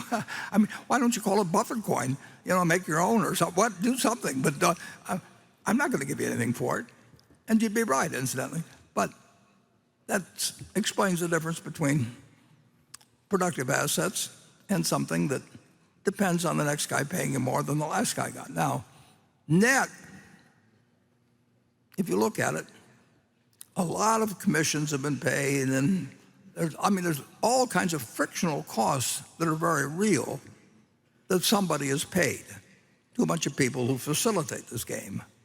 But whatever one group of the public has taken out, or one group of owners, has come in from other people. I mean, other people have entered the room and they move money around, but there's no more money in the room. It's just changed hands with a lot of maybe fraud and costs involved, and a whole bunch of things. You lose, you forget the numbers or forget the equation.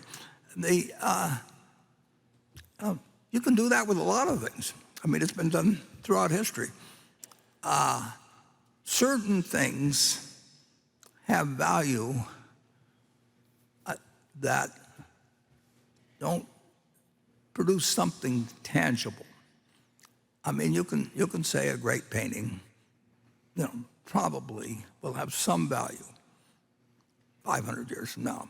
May not, but the odds are pretty good that if it was a big enough name, at some point, there will be a few things.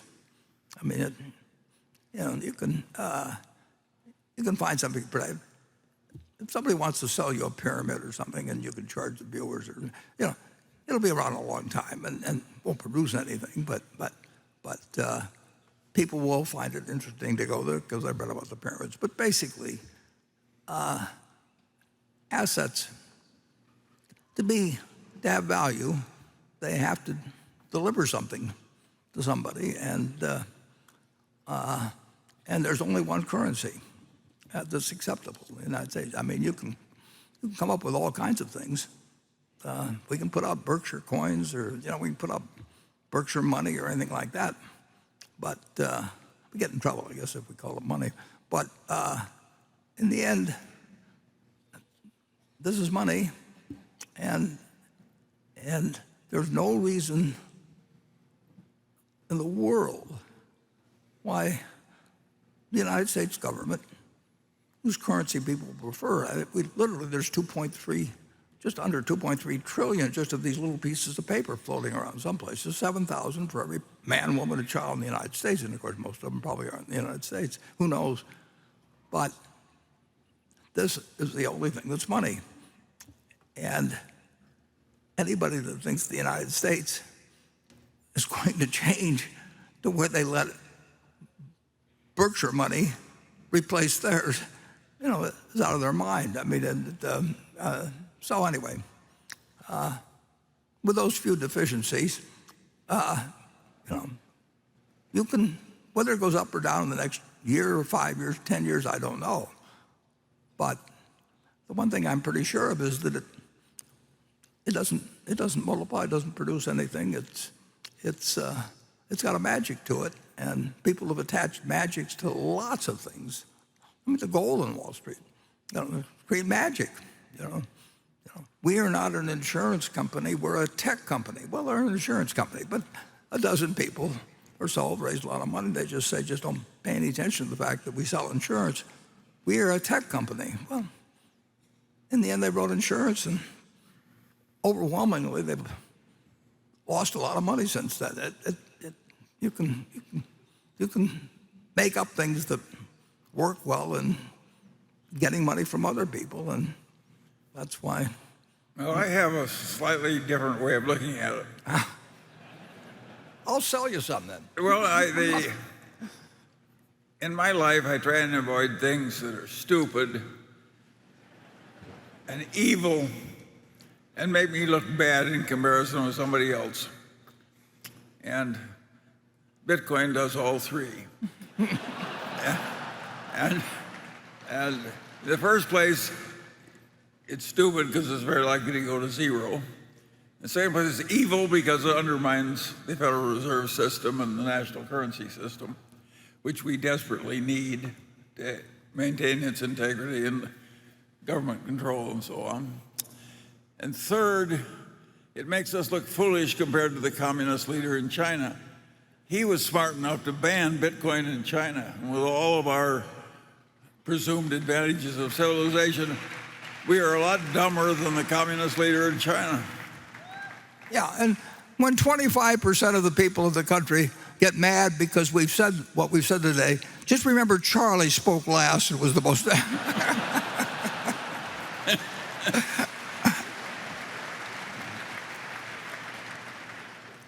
The one development that I really do think is actually important, but I don't know any way to do anything about it. But my general sense, and there's no way to prove it, but I essentially believe people are now behaving somewhat more tribal than they have for a long time. And I mean, people are always going to be partisan, and they're going to have religious beliefs, they're going to have all kinds of things. But it gets pretty tribal. And I want to tell you, I speak from experience because I've been tribal. And, we're confessing today. Nebraska football is tribal. And when I watch a television set and I see our guy Nebraska step out of bounds by a foot, but somehow the ref misses it and calls it in, and then they show 6 replays, I'll continue to believe it was in, even though it's right in front of my eyes. They stepped out. That's tribal behavior. And it's fun. I mean, participate in, but it can get very, it's fun. I mean, participate in, but it can get very dangerous when one group of people say 2 + 2 is 5, and another say it's 2 + 2 is 3, and they're going to give you those answers if you call them. And the interesting thing is, to me, at least, and partly because of my age, but I actually think that just from memory, that the last time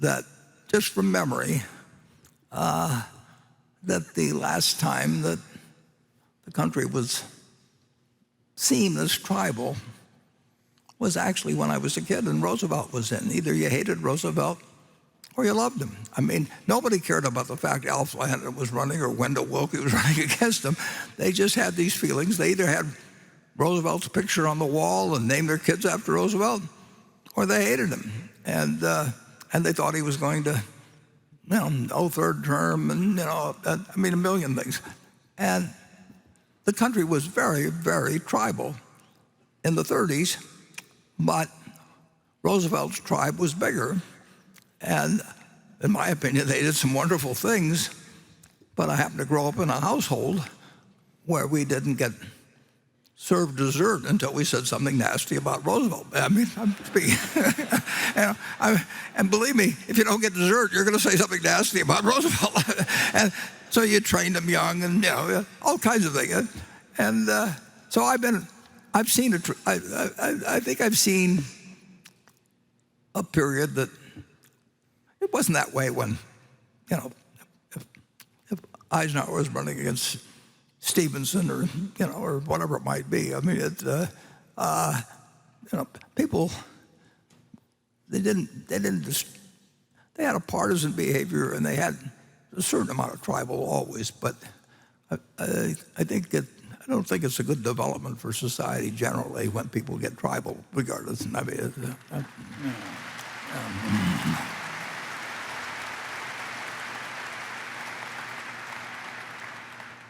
Charlie, what tribes are you members of? Well, in California, we have a legislature which is completely gerrymandered, so nobody can ever be thrown out by the voters. And therefore, the only people in the legislature are insane rightists and insane leftists. And they get together every 10 years, and there's usually 6 moderates somewhere in the legislature. And so they rejigger all the districts to throw them out, because neither party can stand them. Now that is government in California. Yeah.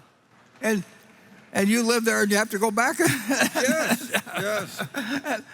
I'm sure you'll have a welcome. And I prefer living there to living in Russia.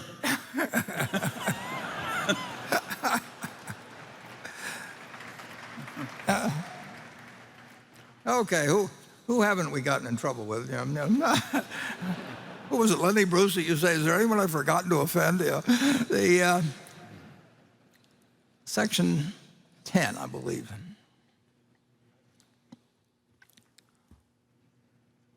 Hello, Mr. Buffett and Mr. Munger. My name is Sahej. I'm from New Jersey, and I'm currently a freshman at Rutgers University. You knew quite early on that you wanted to be investors, and you've obviously been amazing at it. What advice would you have for someone who's still trying to figure out what they want to focus on and find their calling? Well, it is a very interesting question because I was very, very lucky in that I found what I wanted to do because my dad happened to be in a business that he wasn't interested in, but they had some books down there, and I loved my dad, and I'd go down and read the books, and they interested me. And, I'm glad he wasn't a professional boxer or something, or I wouldn't have any teeth left, or it was accident, just totally accident. But I do think you know it when you see it, and it doesn't mean you can follow it. I would tell the students, as I wrote in the report, find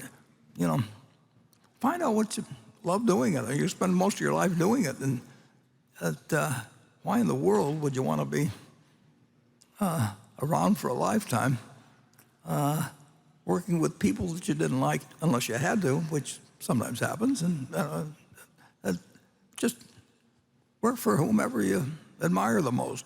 And I gave the talk at Stanford one time, and somebody showed up at Tom Murphy's office, I think, a couple of days later. I mean, that person was right. And of course, it's what I did when I got out of school. I wanted to work for Ben Graham. I mean, I didn't care what I got paid. It didn't make any, it just is. I just knew that that's what I wanted to do, and then I pestered him for 3 years, and he finally hired me. And then I found somebody else that I'd even rather work for than Ben, who happened to be myself. And, so I've been working for myself ever since. But I had about 4 bosses in my life. Down the Lincoln Journal. Name slips my mind at the moment. He's a wonderful boss. It was Cooper Smith at J.C. Penney's here in Omaha. And they all were wonderful people. But I still preferred working for myself. And of course, Charlie and I both worked for my grandfather, and we just didn't find it that interesting. I don't remember why'd you ever decide to go to work at the store, Charlie? Charlie worked there in 1940. I worked just for the experience of working. I didn't need the money. My father gave me an ample allowance, and I also had a private business. So I was kind of working as a lark in your grocery store. 12 hours a day? Yes. For a lark?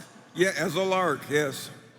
Do you consider that a good investment of your time? I'm just looking back on it. Well, I had never done it before, and I wanted to have a little of that experience, and I wasn't going to do it very long. That sure as hell wasn't the reason I worked. Well, but I could give that young lady the advice, figure out what you're bad at and avoid all of it. Yeah. That's the way Warren and I found our profession. Absolutely. We failed at everything else. We worked at everything till we found the ideal employers ourselves.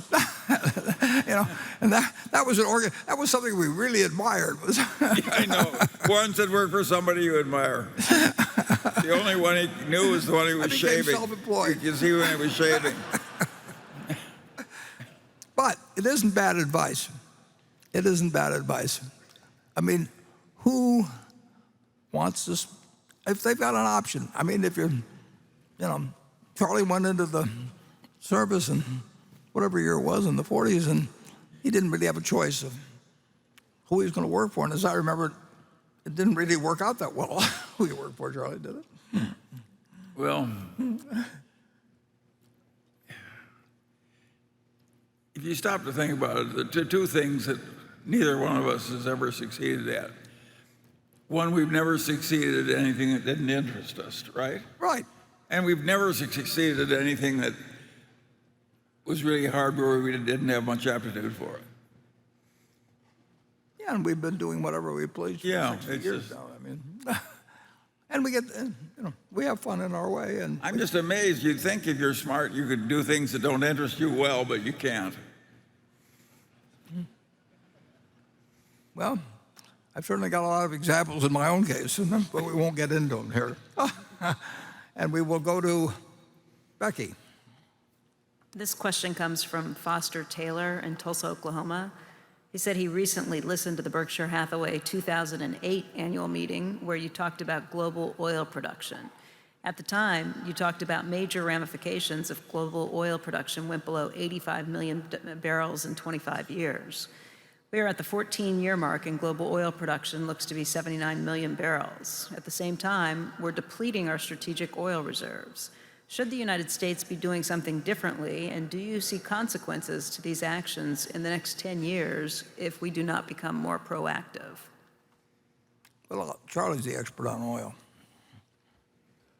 Well, that... Only compared to me.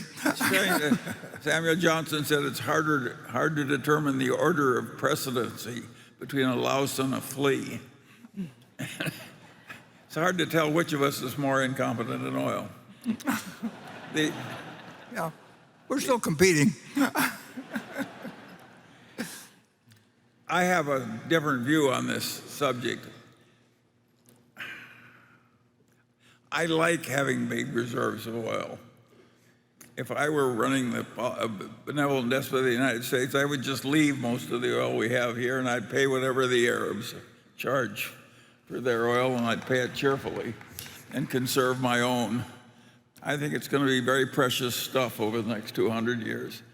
And so And nobody else has my view, so it doesn't bother me. I just think they're all wrong. Yeah.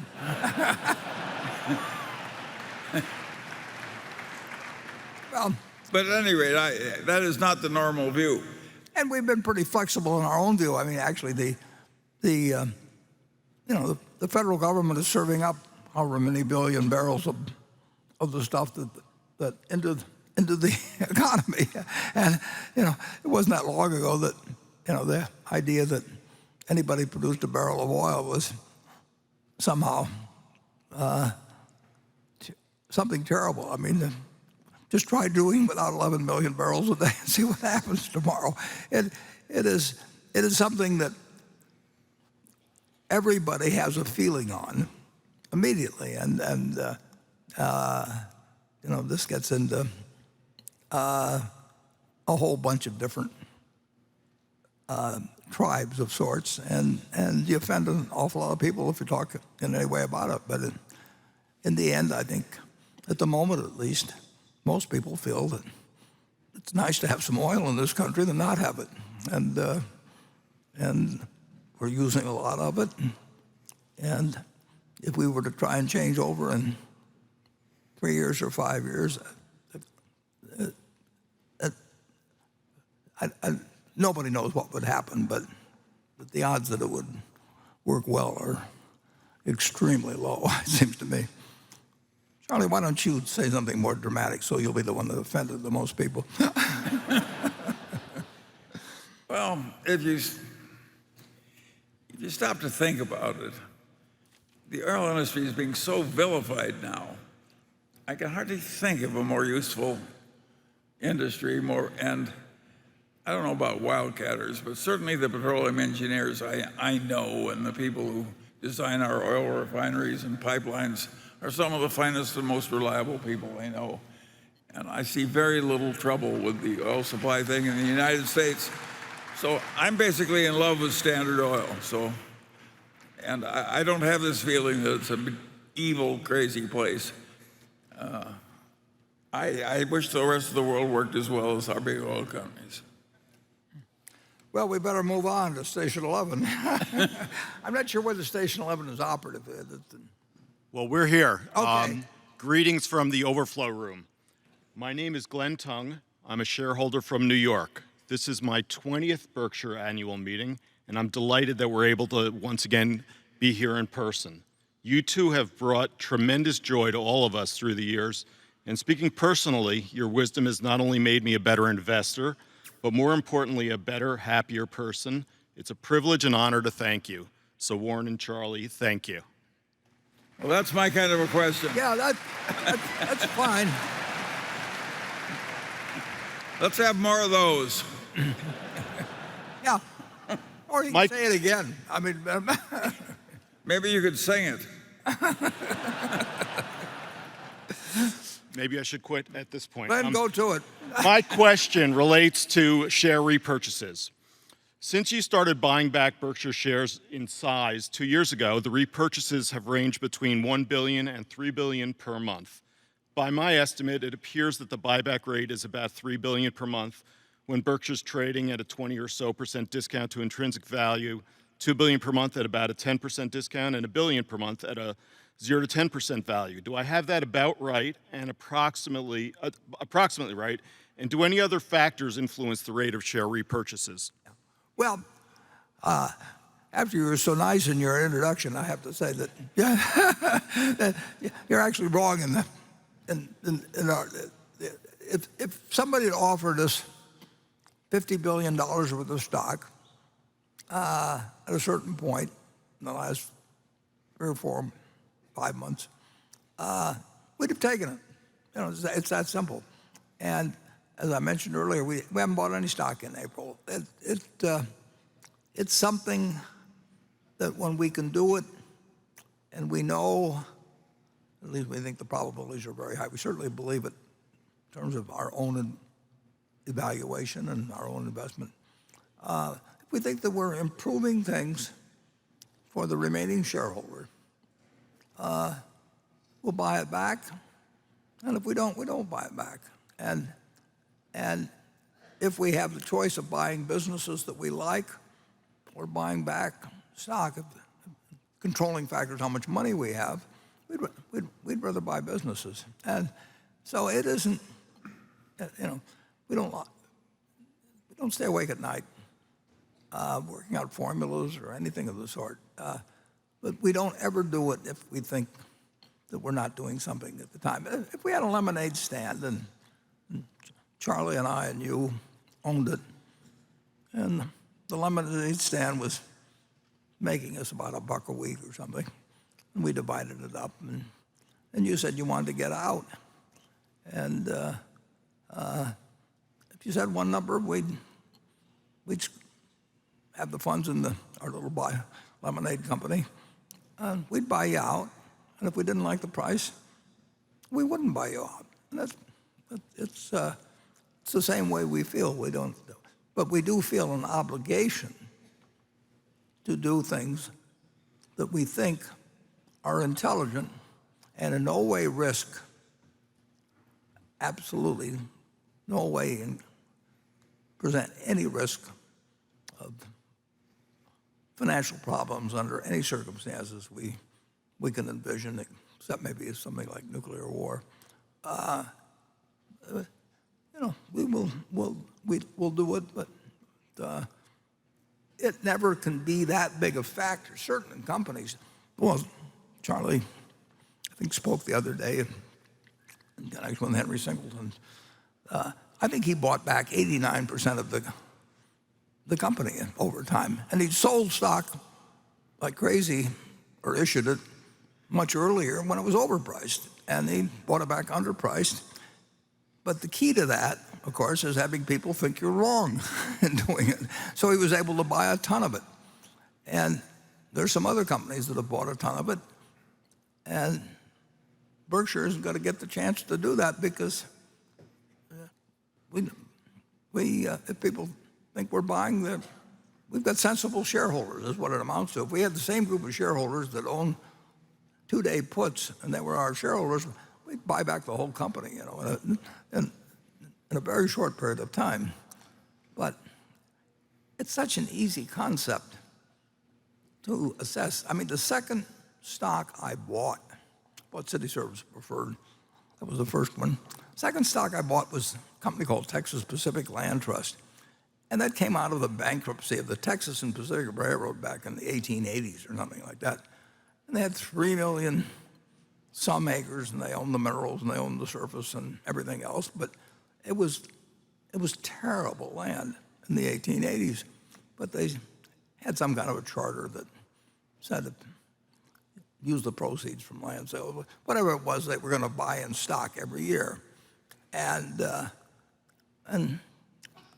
I sat there when I was 13 or 14, and I figured if I lived to be 100, I would own the whole place. Well, I haven't lived to be 100 yet, and I wouldn't have bought the whole place. So both calculations are so far imperfect, but it's been a remarkable company. Just plain remarkable, because they would talk about grazing fees of $6,000 a year or something like that, maybe when they had 3 million acres. And then they kept finding oil and more oil and more oil, and they've changed the form and all kinds of things, but they bought in stock week after week after week. And I sat there and figured out how long it would take until I owned the whole company. And I obviously made some improper calculations because it wouldn't have worked that way. But it still was apparent to me that it would be a very good idea if they had 3 million acres down there, that they got all through with it and they kept their mineral rights and all kinds of things, which they were doing. It ought to, at a very cheap price, it ought to work out well for anybody who sat around for a long time. And it has worked out extremely well for anybody who sat around a long time. But nobody knew that they were going to find a lot of oil, and that eventually El Paso would grow out far enough so that the surface lands became worth some money, that they were somewhat near El Paso. Then you had to go a couple of hundred more miles to find the next person, but that was another problem. So it's just so, some of the stuff is so simple, but people want to get their PhD or something, so they they work out hundreds of pages and have lots of Greek letters in it and all that sort of thing.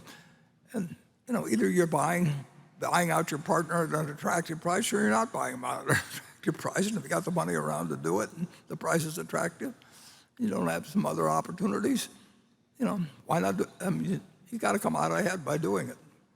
And if you've got other things that are more intelligent, you don't do it. And if it isn't intelligent on an absolute basis, you also don't do it. Charlie, have you got anything to add to the? What were you doing in 1943? You were in the service, and Warren, we'd be crazy if we didn't rather enjoy having come a considerable distance from small beginnings. And to do that in good company, it's a favored life. Yeah. We've been very fortunate. Yeah. And tomorrow,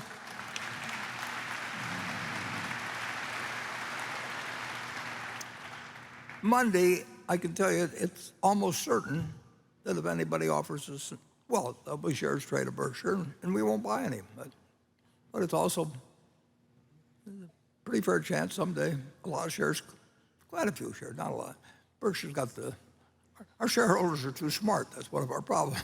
If we want to repurchase shares. But we really don't want to squeeze it. We don't want to squeeze out anybody, but we also are here to do things that increase the value for the people who stick with us. I mean, it's not very complicated, and there'll be times when we'll do it, and there'll be times when we won't. But there won't be any formula, but there will be the principles that I've just expressed, and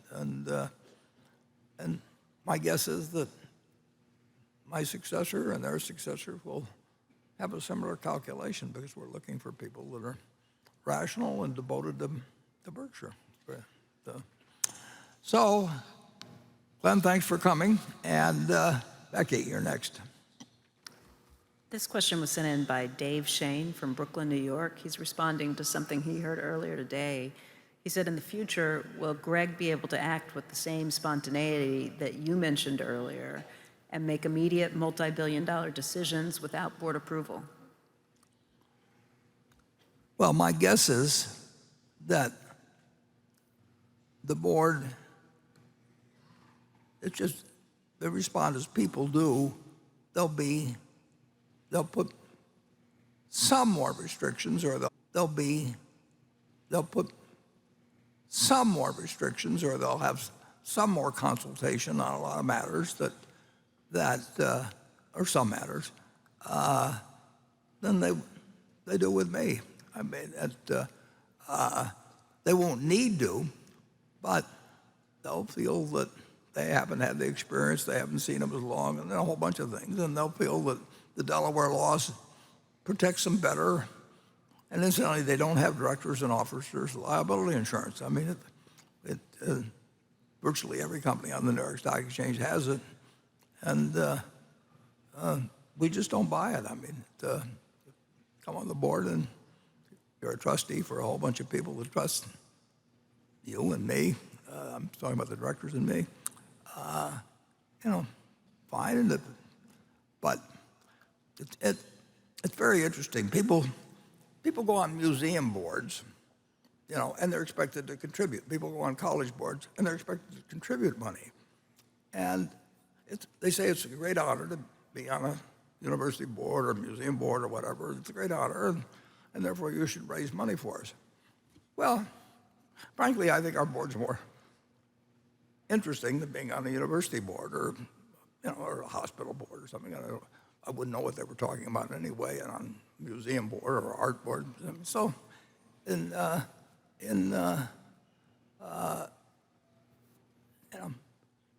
but people have found that they can make $300,000 a year, which is way more, which is enormously important to some people and is meaningless to others. And I mean, the chances are, if somehow they'd arranged it so that directors didn't get paid at all, there'd be plenty of people who wanted to be directors, and that'd be a prestigious sort of thing and all that. But in effect, it's money that comes very easily. The whole idea of the independent director, frankly, it just doesn't really make any sense. You don't think a director is independent who needs $300,000? He needs the money. A year? Yeah, I mean, He's independent the way a slave is independent. I am going to read a few sentences which are absolutely the case, except I'm doctoring. There's just I don't want anybody to be identified, obviously, with this. And these are word for word excerpts. I'm not telling you whether it's a woman or a man. I'm going to use a male pronoun because it's easier. But I picked out a few sentences from a letter I received many years ago. And this letter said, "I'm writing to you with a great deal of reluctance and a sense of personal embarrassment. I have tried all of the conventional means of raising the money." This person needed a couple $1 million. And I wouldn't have known the person if I saw him on the street. But it wrote this letter and said, "I need a couple $1 million. And then this is the item that I think you might find interesting. And I've kept the letter. "My income is composed 100% of my board fees." Well, I just looked him up, and at the time, he was a director of 5 prestigious companies, and had been directors of others, and he's going to be director of a whole bunch of things. But he was desperate for money, and he says he's getting 100% of it for board fees. And he was an independent director, classified as an independent director at every one of these companies.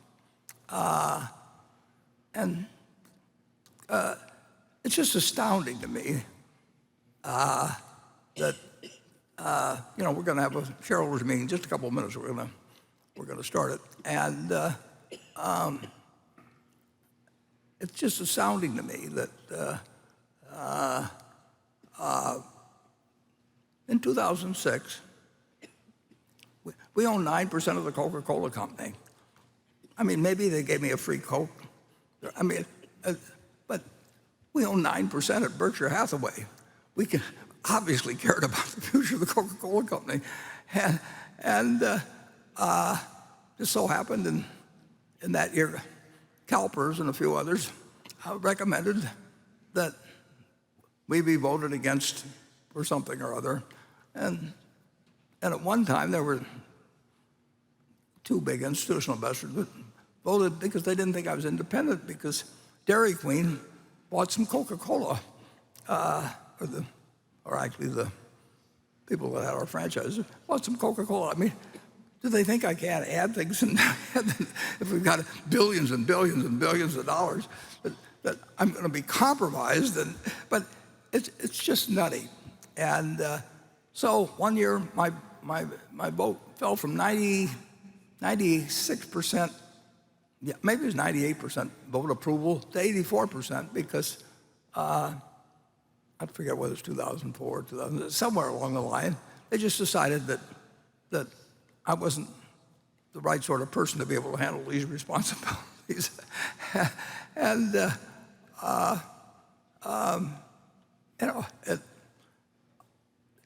idea that somebody, it's an important part of their income. I mean, what they want, they may want to do a lot of other good things. It doesn't mean they're terrible people.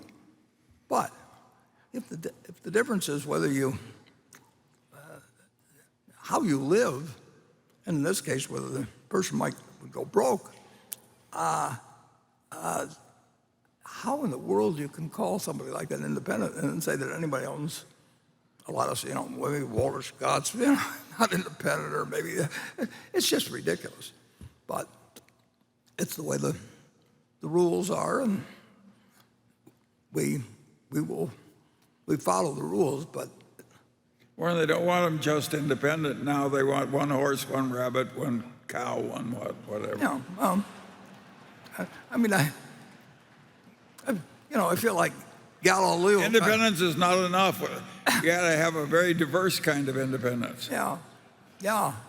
And if you desperately need the money, in this case, 100% of the income coming from it, you're on 5 of the most prestigious boards in the country, and classify as independent on each and other, and all you're hoping is that your CEO gets called by another CEO and says, "Is this guy okay?" And you say, "Of course he's okay," which means, of course, he doesn't cause trouble, and so he gets on a 6th board. Anyway, I know. All he says is it's not our idea of an independent director. No, it's all a little crazy, which brings us to the fact that we're now going to have our annual meeting here. In about 15 minutes, we'll reconvene at 3:45, and then we'll do the business of the meeting that is required. And you're all welcome to stay. It's very.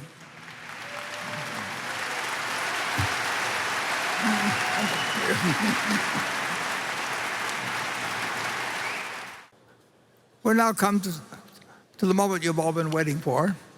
We will have the annual meeting. Charlie doesn't join me for this because once or twice in the past he was caught on camera sleeping. So we've solved that one. And we're now going to have an annual meeting where I follow a script. And you may think that's impossible, but I'll do it. So the meeting will now come to order. I'm Warren Buffett, Chairman of the Board of Directors of the company. I welcome you to this 2022 annual meeting of shareholders. Mark Hamburg is Secretary of Berkshire Hathaway, and he will make a written record of the proceedings. Rebecca Amick has been appointed Inspector of Elections at this meeting, and she will certify to the count of votes cast in the election for directors and the motions to be voted upon at this meeting. The named proxy holders for this meeting are Greg Abel and Mark Hamburg. Does the Secretary have a report of the number of Berkshire shares outstanding, entitled to vote, and represented at the meeting? Yes, I do. As indicated in the proxy statement that accompanied the notice of this meeting that was sent to all shareholders of record on March 2nd, 2022, the record date for this meeting, there were 614,692 shares of Class A Berkshire Hathaway common stock outstanding, with each share entitled to 1 vote on motions considered at this meeting, and 1,287,633,719 shares of Class B Berkshire Hathaway common stock outstanding, with each share entitled to 1/10,000th of 1 vote on motions considered at this meeting. Of that number, 423,719 Class A shares and 759,159,354 Class B shares are represented at this meeting by proxies returned through Thursday evening, April 28th. Okay, and I will interrupt this meeting for 1 second to announce that we're still selling things next door, and we've sold 15 boats. So with that brief commercial, and if anybody leaves, I will not be offended. Thank you. The number represents a quorum, and we will therefore directly proceed with the meeting. The first order of business will be a reading of the minutes of the last meeting of shareholders. I recognize Ms. Sue Decker, who will place a motion before the meeting. I move that the reading of the minutes from the last meeting of shareholders be dispensed with and the minutes be approved. Do I hear a second?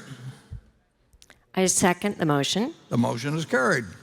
The next item of business is to elect directors. If a shareholder is present who did not send in a proxy or wishes to withdraw a proxy previously sent in, you may vote in person on the election of directors and other matters to be considered at this meeting. Please identify yourself to one of the meeting officials in the aisle so that you can receive a ballot. I recognize Ms. Sue Decker to place a motion before the meeting with respect to election directors. I move that Warren Buffett, Charles Munger, Gregory Abel, Howard Buffett, Susan Buffett, Stephen Burke, Kenneth Chenault, Christopher Davis, Susan Decker, David Gottesman, Charlotte Guyman, Ajit Jain, Ronald Olson, Wallace Weitz, and Merrill Whitner be elected as directors. I second the motion. It has been moved and seconded that the 15 individuals named in Ms. Decker's motion be elected as directors. The nominations are ready to be acted upon. If there are any shareholders voting in person, they should now mark their ballot on the motion. Ms. Amick, when you are ready, you may give your report. My report is ready. The ballot of the proxy holders in response to proxies that were received through last Thursday evening cast not less than 449,190 votes for each nominee. That number exceeds a majority of the number of the total votes of all Class A and Class B shares outstanding. The certification required by Delaware law of the precise count of the votes will be given to the Secretary to place with the minutes of this meeting. Thank you, Ms. Amick. The 15 nominees have been elected as directors.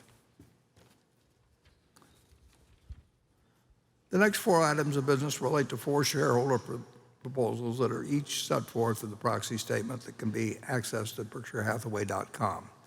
The first proposal requests that the company adopt a policy and amend the bylaws to require the chair of the board of directors to be an independent member of the board. The directors have recommended that the shareholders vote against the proposal. I will now recognize Peter Flaherty, a representative of National Legal and Policy Center, to present the proposal. Good afternoon. I am Peter Flaherty, chairman of the National Legal and Policy Center. I'm from Washington, D.C., but please don't hold that against me. Our proposal would separate the roles of chairman and CEO. Sorry, Charlie. But I would take it one step further and suggest that Berkshire remove itself from corporate America's assault on American institutions and culture. I'm proud to say I'm a capitalist, but it is obvious to me that capitalism is failing to deliver for the American people. Real wages have been falling for years. Wealth disparity has never been greater. And right outside my hotel window here in Omaha is a homeless encampment, an all too familiar sight in American cities. We don't have a free economy, we have bailout capitalism. When small businesses lose money, they go out of business. But when billionaires bet wrong, government steps in. Money printing by the Federal Reserve and irresponsible, debt-fueled spending by politicians, what they call fiscal stimulus, have artificially inflated asset values. So those with the most assets benefit the most. Wage earners get ruinous inflation. But even worse than the wealth gap is the values gap. The top 1% now seek to impose their corrupt morality upon the rest of us, whether it's in the form of critical race theory, transgenderism, or the myriad of other woke causes that permeate corporate advertising and messaging. Why has corporate America embraced both economic and cultural radicalism? It's pretty simple. When you have so much money, your fortune is going to come under scrutiny. The best way to insulate yourself and keep anti-business off your back is to embrace their causes, even if in the process you undermine the system that produces your wealth. That is what allowed Mr. Buffett to advocate for higher taxes, even though they will fall on the middle class. The Federal Reserve has offered free money to corporate America for over a decade now, creating a class of oligarchs and greatly enhancing corporate political power. Executives now believe that they can tell elected governors and legislators what to do, as we've seen in Indiana, Georgia, Texas, and Florida. Last year, Coca-Cola CEO James Quincy, a British citizen, sought to kill Georgia's new voter integrity law by making inaccurate and inflammatory statements about it. He also instituted diversity training, whereby white employees were encouraged to try to be less white. Despite being Coke's most celebrated shareholder, Warren Buffett is nothing about Quincy. In fact, Mr. Buffett jumped on the America is racist bandwagon by signing a statement by corporate leaders suggesting that Republicans seek to extract ballot access based on race. All this did not prevent Coke from sponsoring the Winter Olympics in China, which has never had a free election, and where minority communities are the victims of genocidal policies. And what about Apple? A large part of Apple's supply chain is in China. The company removes apps from the App Store at the request of the Chinese government because they are used by human rights activists.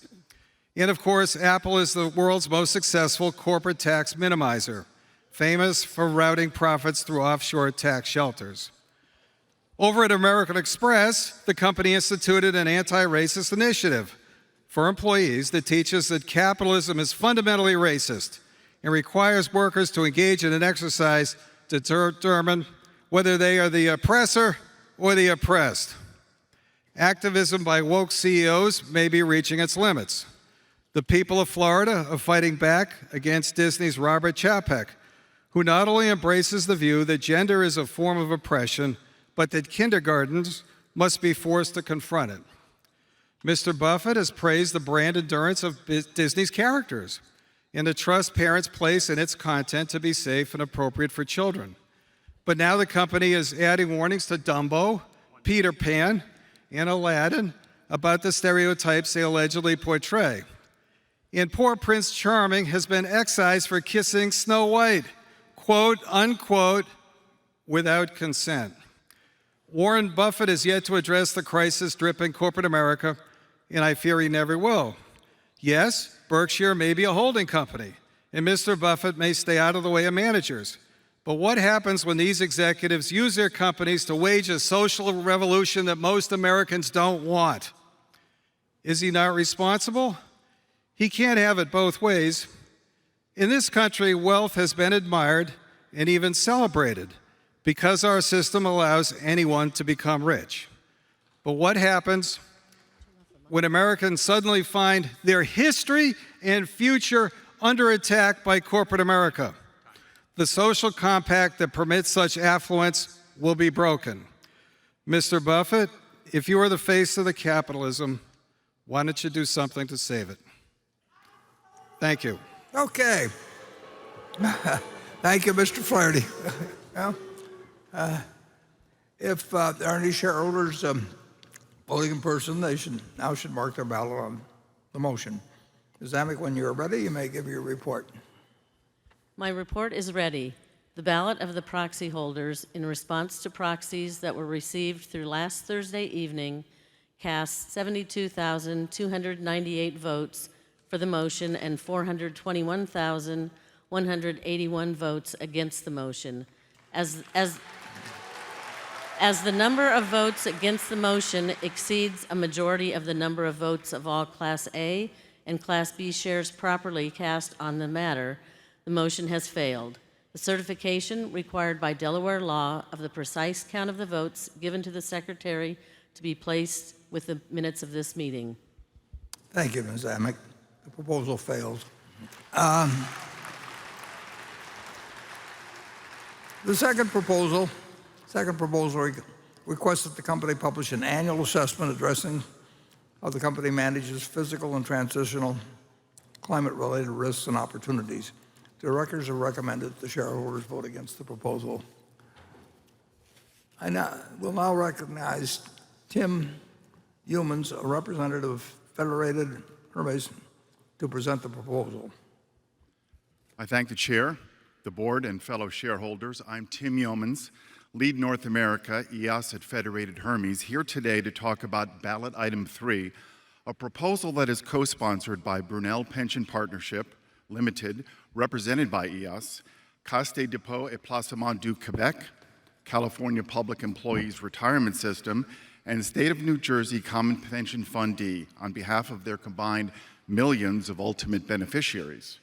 EOS, CalPERS, and CDPQ co-sponsored a similar proposal last year, asking the company to commence climate-related risk reporting, which the company has not started.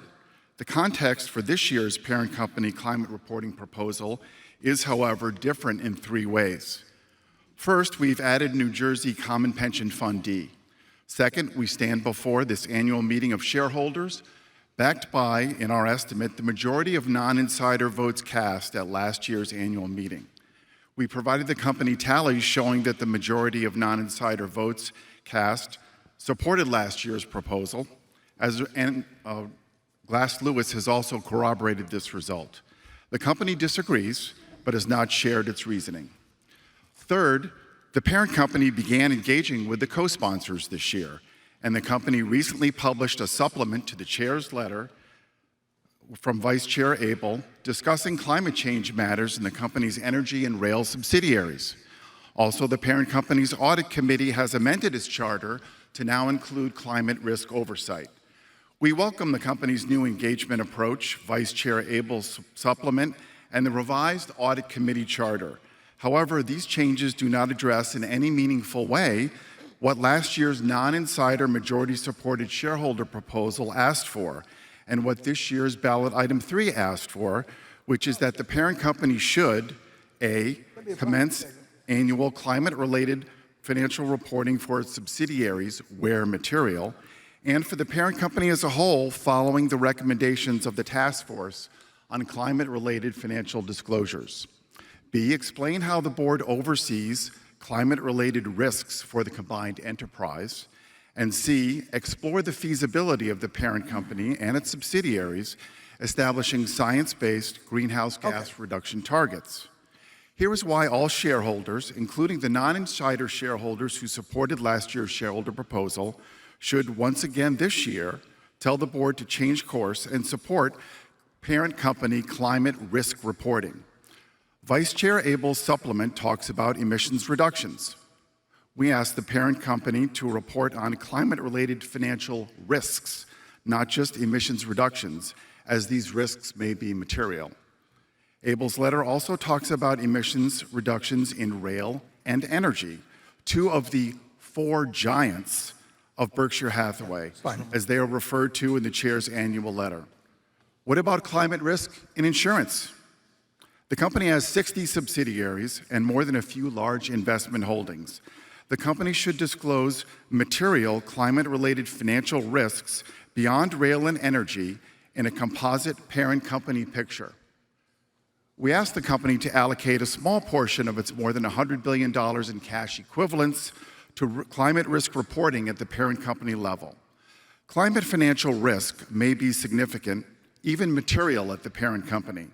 On page K26 of the 2021 annual report, the company states that climate-related risks could produce losses and significantly affect financial results. The company audit, however, is silent on climate risk. We have asked the auditor, Deloitte, to explain this inconsistency. We asked the audit committee to explain why Deloitte has not disclosed how it considered climate-related risks in its review of financial statements, when the company itself disclosed this is a significant risk. Investors representing $68 trillion in assets make up the Climate Action 100+ collaborative engagement on climate change. Berkshire Hathaway is the only major public company in the U.S., the only one, to earn now for 2 years in a row a score of 0 on the CA 100+ net zero assessment of climate progress. The undisputed worst performer. This stands in stark contrast to Berkshire Hathaway's track record of usually strong long-term financial performance.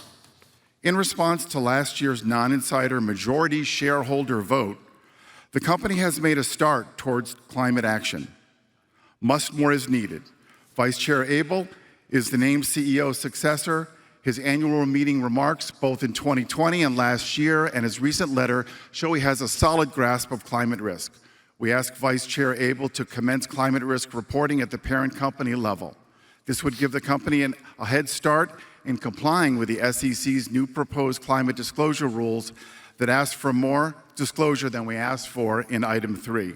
We ask all shareholders, both non-insiders and insiders, including the chair, to cast their votes for item 3 in support of parent company climate risk disclosures starting before the 2023 annual meeting. Thank you. Thank you. I do think it's worth discussing just a little bit who the actual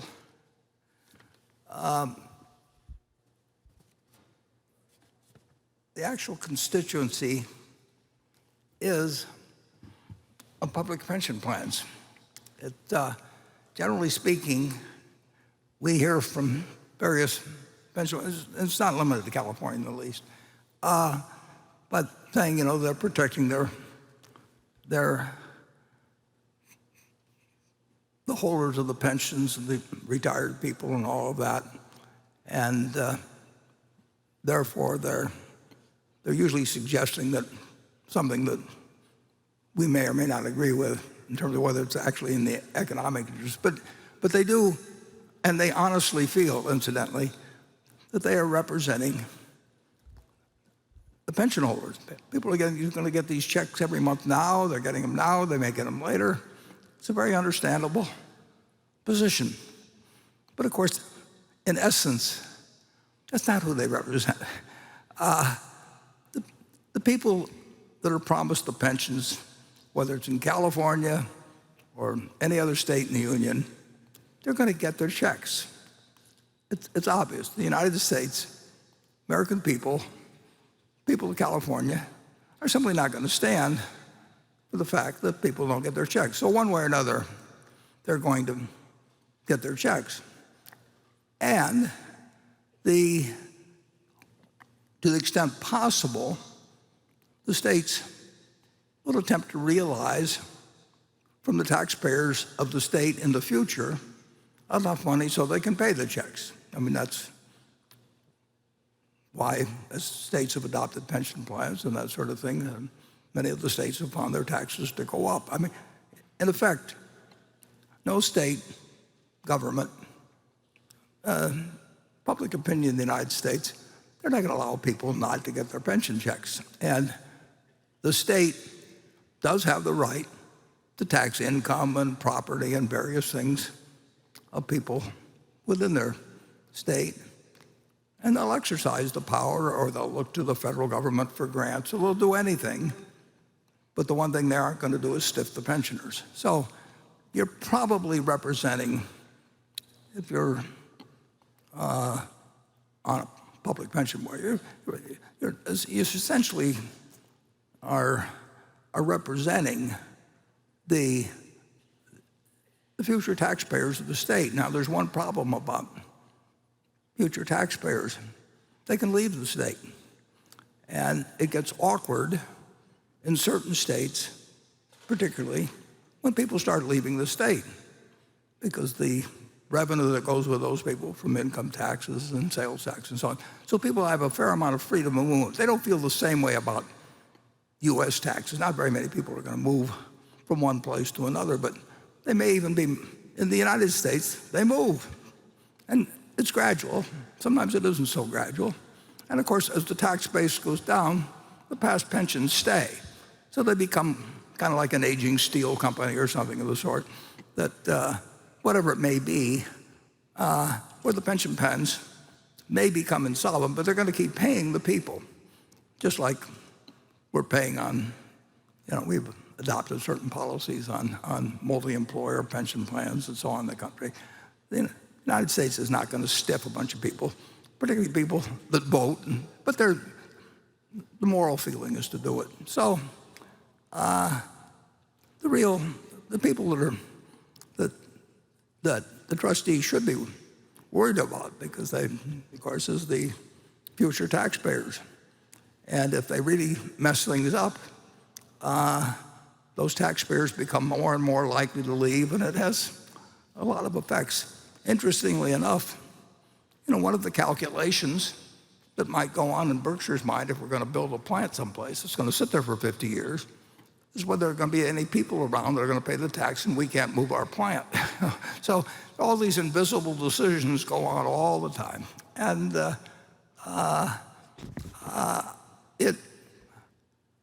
I don't think there's anything wrong with representing the taxpayers of the future. I don't think there's anything wrong with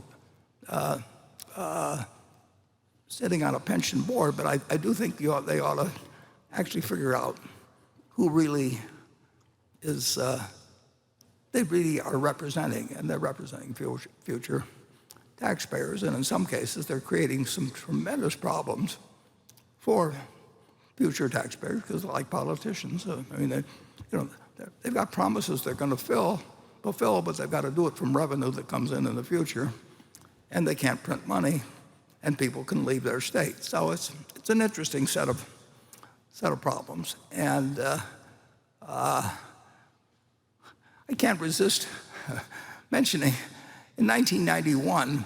You've seen that Solomon tape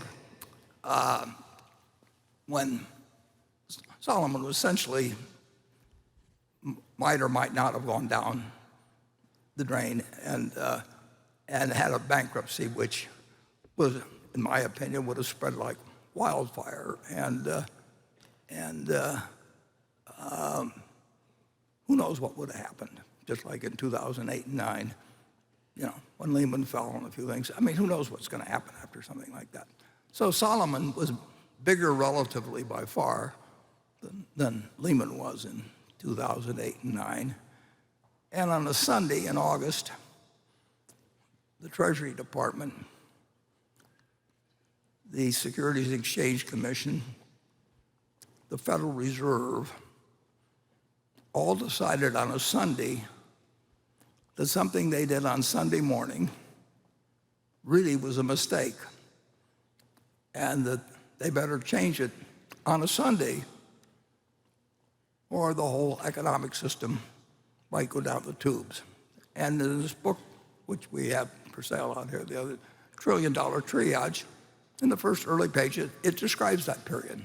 I didn't know some of the stuff that's in the book even that was going on, but essentially, the Federal Reserve, Alan Greenspan was brought in one time,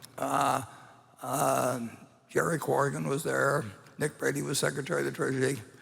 They decided, with various degrees of conviction, but they did decide, because they had to decide by roughly 2:30 in the afternoon whether something they did at 10 o'clock, which was kind of unprecedented, they were going to reverse themselves.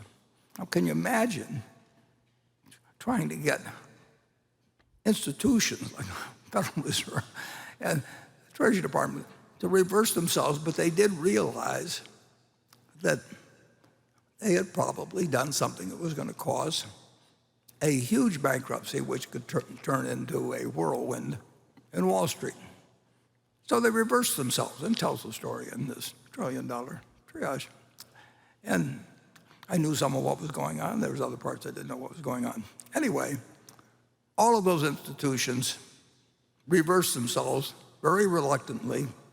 Big institutions do not like to reverse themselves, and particularly not 4 hours later when some guy from Omaha said, if they do this, we're going to declare bankruptcy in Tokyo, because we're going to have a multi-billion-dollar run, and we can't pay it. And directors who approve preferential payments when they know the place is going bust have all kinds of legal liability, and the whole thing was falling apart. And to their credit, enormous credit, you basically had the Fed and the SEC, mostly it was the Fed and the Treasury, and they said, we just can't have this happen. It could produce a national catastrophe. And for some weeks, we had about 130 or 40 billion dollars of funding, and 130 or 40 billion dollars was a lot of money in those days. We were one of the 3 or 4 largest borrowers in the United States, and we borrowed daily, and we borrowed against government bonds. We had inventory there, but we only had $4 billion of equity, and we had $130 billion.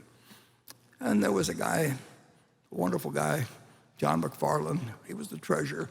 He slept down at the downtown offices, or right near their offices of Solomon, for days and days and days and days, because $1 billion a day was draining out. There was a run on Solomon, and it was a run that the Treasury and the Fed and the SEC did not want to have happen, and it reversed themselves and everything.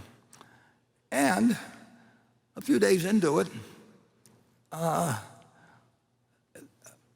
whatever reason, but CalPERS was a big lender to us, and they decided they weren't going to do business with Solomon anymore. So they were going to precipitate they were going to accelerate the run on.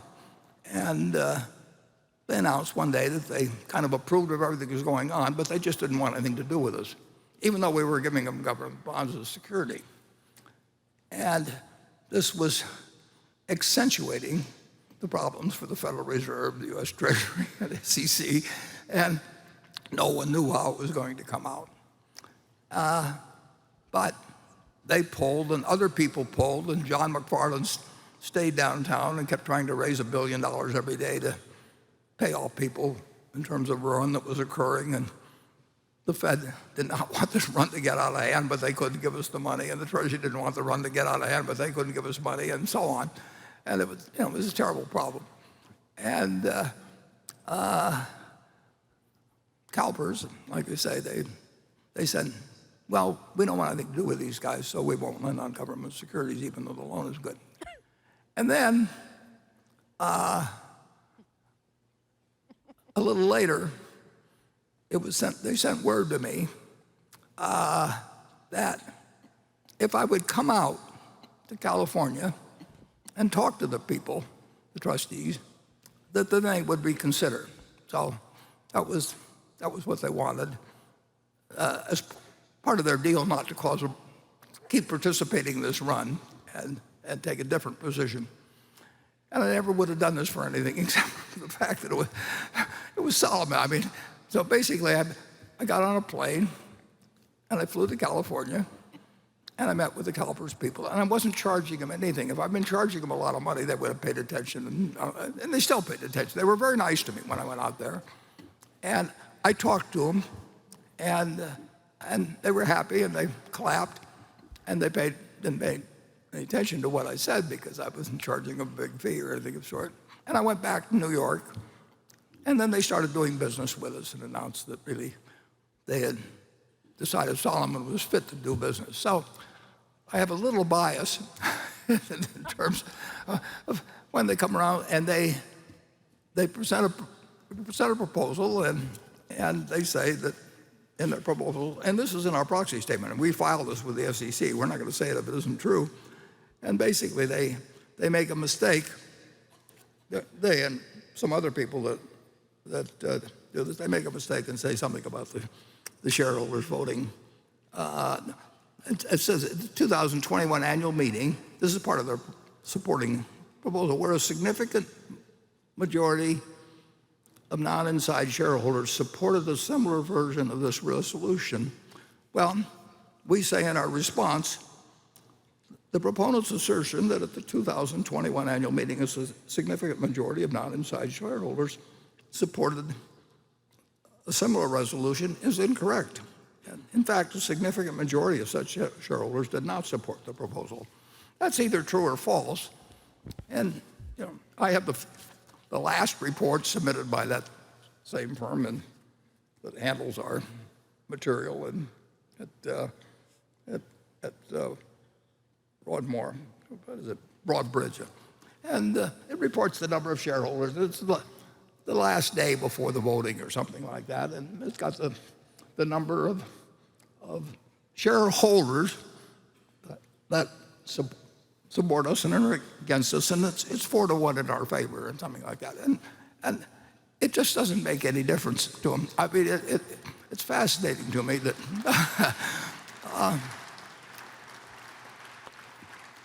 and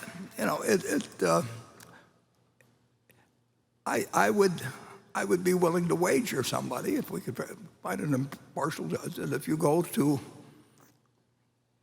any group you want to pick, take the CEOs of the 5 leading utility companies in the United States, the CEOs of the 10 leading, and ask them, whether Berkshire Hathaway Energy has been a leader in the field of renewables and so on, and they'd all say yes, but essentially, you've got a group of people that write us letters and say, we want you to do things our way, and you've got 3 million other shareholders, but forget about them and spend some money on this and have a meeting with us, and here's our way of measuring it. And admittedly, we've got all kinds of information up about what we've done, and they can come out to Iowa and look around, and it is the renewables capital of the world practically, and we're the ones that have done it. And that isn't what they want. So I'm for shareholder democracy and all that sort of thing, but the answer is that the resolution, they pay lots of money to somebody that probably works in these groups, and they've got groups of they've got their way of doing. I get letters from institutions in Europe, and they say, well, you may have 40 pages or a history going back to 2006 of explaining what you're doing, but here's the way we want you to do it. And how much energy is Garanimals, which we own, is it's just you have to think, as a person sitting here, and it's nutty, but these are the rules. You get on the proxy statement under certain circumstances. Most companies, they don't want a lot of resolutions, so it's just easier for them to, set up a department and, pay a bunch of people to pay attention to him, just like Warren did when he flew across the whole country, because it wasn't money. I was worried about a company surviving that the people in Washington, the supervisor, were worried about it surviving, and if I flew across country and paid them sufficient respect, it's kind of like The Godfather or something, I just bowed out and then flew back. So I have a certain reservation about shareholder proposals should have some meaning. It's the kind of thing I argued for when I was younger, but basically it's become, in my opinion, there's certain items that you can put on the ballot and certain that you can't. And practically every executive in the country now, the chief executive wants to have a virtual meeting. The last thing he wants to have is shareholders and people stand up and propose things. And we'll just keep talking about it the way we see it is. And in the end, we will have a report as to the vote, and this time. And I can assure you, we're not stuffing the ballot box. We're not doing anything. Voter fraud. It's not like Chicago in the old days where you waited for the cemetery vote to come in and that sort of thing. We don't count the votes. We don't say where they come from. We don't know where they come from. But we can tell when 2 or 3 institutions that got huge amounts of shares, but they're one or, and they vote a certain way, and then they feel pure, and they don't really, what they care about is whether we check their boxes and the people that work for them. A certain number of people are getting employed by them, and their hearts are pure, but ours aren't impure. And with that, I think we ought to, I won't do this again, but it's a really interesting development in terms of getting more a rules-based type of situation where basically no company, almost every company, figures out how to negotiate with the people. And they all have a good many of the CEOs.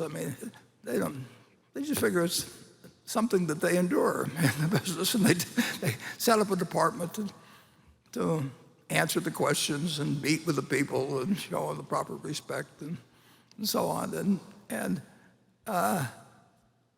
it's being done to carry through on something which I think the substance of is pretty similar. If I thought Berkshire Hathaway Energy was behaving in a way,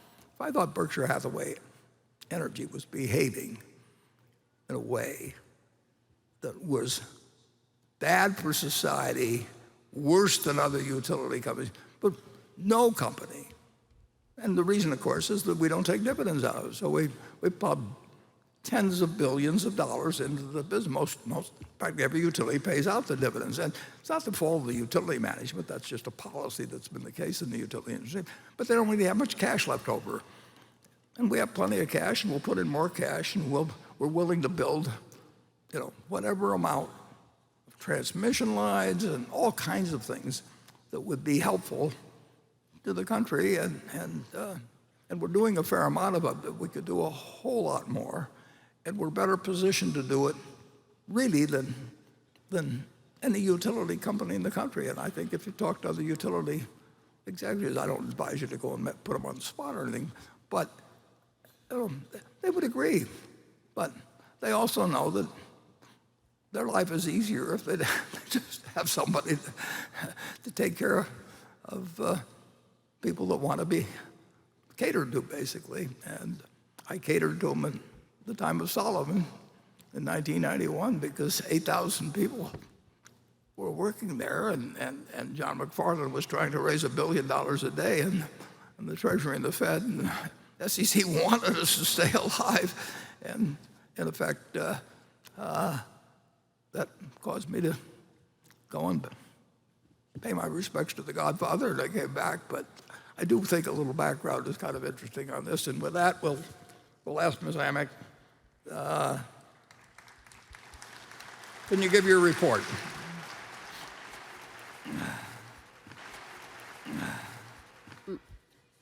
My report is ready. The ballot of the proxy holders in response to proxies that were received through last Thursday evening cast 127,214 votes for the motion and 370,415 votes against the motion. As the number of votes against the motion exceeds a majority of the number of votes of all Class A and Class B shares properly cast on the matter, the motion has failed. The certification required by Delaware law of the precise count of the votes given to the Secretary to be placed with the minutes of this meeting. It's given to the Secretary to be placed with the minutes of this meeting. Yeah, and I will just add that, I got a report a day or two ago, the last report they sent me from this firm, and it's 4 to 1 or 5 to 1. I'd be glad to share it with anybody. But anyway, in terms of number of shareholders, that based on what these people in New Jersey told me the vote was, we're against it. And and if they would reintroduce the proposal next year, I just hope they leave that line out, because I would just suggest that somebody read what the proposal is or what the facts are before they announce their proposals and all that sort of thing. Okay, well, the third proposal requests that the company issue a report addressing if and how it intends to measure and disclose and reduce GHG emissions associated with its underwriting, insuring, and investing activities. The directors have recommended the shareholders vote against the proposal. I will now recognize Jalen Spann, representative of Whistle Stop Capital, to present the proposal. Chairman, Mr. Buffett, and board members. Present the proposal. Chairman, Mr. Buffett, and board members. Good afternoon. My name is Jalen Spann, and I want to first thank you for the opportunity to present proposal number 4 on behalf of shareholder representative As You Sow. This proposal asks Berkshire to measure, disclose, and begin reducing the greenhouse gas emissions supported by its insuring, underwriting, and investment activities. In its most simple terms, the proposal asks Berkshire to take responsibility for its contribution to climate change. The U.S. Commodity Futures Trading Commission has acknowledged that climate change can impair the productive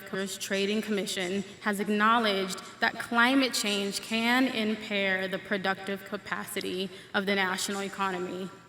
The litany of national and global events associated with climate change, the fires in California and Colorado, the floods across the Midwest, the growing strength of hurricanes, the floods across the Midwest, the growing strength of hurricanes, the deep freeze in Texas, to name just a few, demonstrate the growing risk and costs of climate change. 2021 was the second most costly year on record for the world's insurers, with insured losses totaling $120 billion from natural catastrophes. Significantly, these losses can no longer be categorized as simply a bad year. As noted by Munich Re, economic losses caused by natural catastrophes are trending upward. The insurance industry faces year-on-year growth in insured losses related to climate change. Berkshire is not only exposed to climate-related risks, but it is actively amplifying these risks through its continued investment in and underwriting of high-carbon activities. Berkshire is one of the largest providers of coverage to the oil and gas industry, surpassing peers such as Chubb and Liberty Mutual. Its shareholdings in coal alone amounts to $5.1 billion, once again, far surpassing its American peers.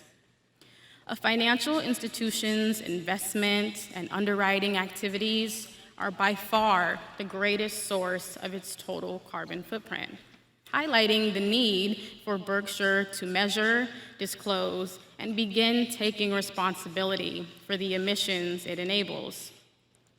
The global financial sector is rising to the challenge of meeting the Paris Agreement's goal to maintain global temperature rise at 1.5 degrees Celsius. The Net Zero Insurance Alliance has grown to 22 members, 7 of which are in the top 30 largest global insurers by market cap. All members have committed to reach net zero emissions from their insurance and reinsurance underwriting portfolios by 2050. AIG and The Hartford have also recently committed to reach net zero emissions from their underwriting and investment portfolios by 2050 or sooner. Berkshire is lagging both its American and its European peers, a position that increases climate risk globally and to its own portfolios. The insurance industry, and Berkshire specifically, has a key role to play in the ongoing low-carbon transition. And we believe Berkshire has the ability to become a climate leader on this critical issue. And the first steps are to quantify the emissions associated with its underwriting and investing activities, disclose those emissions, and begin developing plans to reduce those emissions in alignment with the Paris goal. To ensure global success in protecting this planet and its inhabitants, every business must take responsibility for its own contribution to climate change. And we look forward to working with Berkshire to address this vital issue. Thank you. Thank you, Ms. Bunn. The motion is now ready to be acted upon. If there are any shareholders voting in person, they should now, how about a little light up here? They should now mark their proposal, their ballot on the motion. Ms. Amick, when you are ready, you may give your report. My report is ready. The ballot of the proxy holders in response to proxies that were received through last Thursday evening cast 127,065 votes for the motion and 370,630 votes against the motion. As the number of votes against the motion exceeds a majority of the number of the votes of all Class A and Class B shares properly cast on the matter, the motion has failed. The certification required by the Delaware law of the precise count of the votes given to the Secretary to be placed with the minutes of this meeting. Thank you, Ms. Amick. Proposal fails. The fourth proposal requests that the company report to shareholders on the outcome of its diversity, equity, and inclusion efforts. The directors have recommended that the shareholders vote against the proposal. I will now recognize Jalen Spann, Representative Whistle Stop, to present the proposal. Hello, I'm Jalen Spann. I'm speaking on behalf of the nonprofit advocacy organization As You Sow and Whistle Stop Capital. I formally move proposal number 5, asking for Berkshire Hathaway to report on the outcomes of their diversity, equity, and inclusion efforts by publishing quantitative data on their workforce composition and recruitment, retention, and promotion rates of employees by gender, race, and ethnicity. Warren Buffett once mentioned that he had grown up with 2 sisters who, to quote Mr. Buffett, are absolutely smart as I am and better personalities. He also bravely admitted that he only placed women on his board after his wife suggested it in 2003, 40 years after he started his company. It's one thing to know that people of all genders, races, and ethnicities can contribute to Berkshire Hathaway. It is another thing entirely to intentionally and proactively create the space, opportunity, and training needed within a company for those people to be able to contribute without facing harassment and discrimination. In the absence of data, we must instead assume that Berkshire Hathaway companies are no better nor any worse than any company in America. The statistics for American companies are unacceptable. The statistics for American companies are unacceptable, particularly when we consider the strong link found by the Wall Street Journal, McKinsey, Credit Suisse, and others between diversity, equity, and inclusion programs and corporate outperformance. 42% of Americans have witnessed or experienced racism at work. 64% of Black employees say that discrimination is an issue in their own workplace. Many people of color are barred from entering the workplace at all.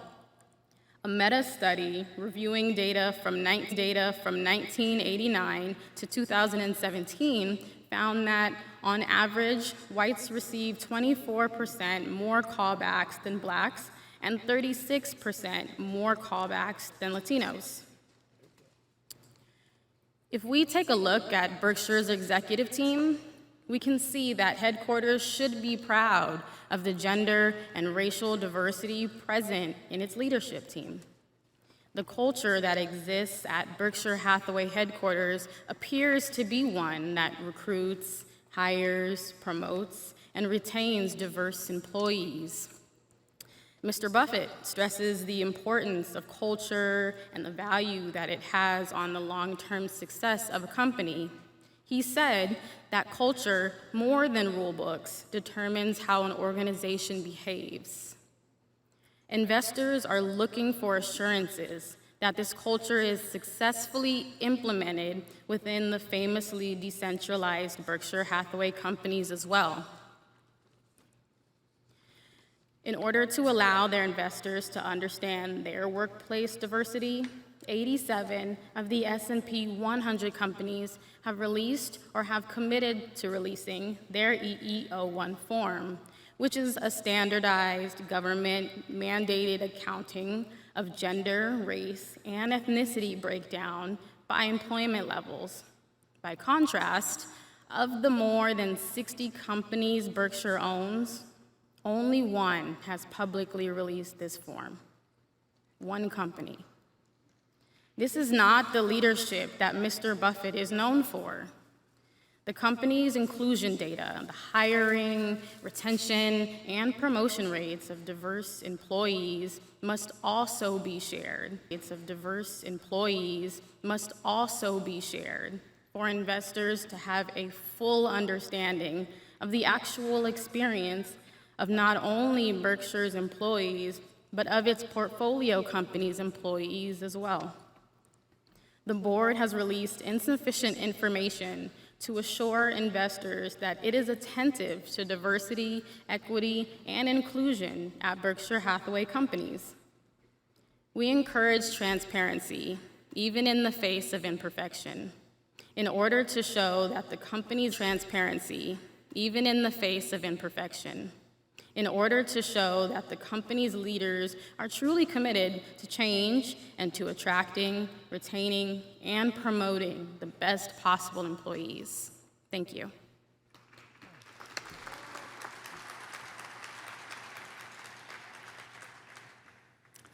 I certainly agree with you that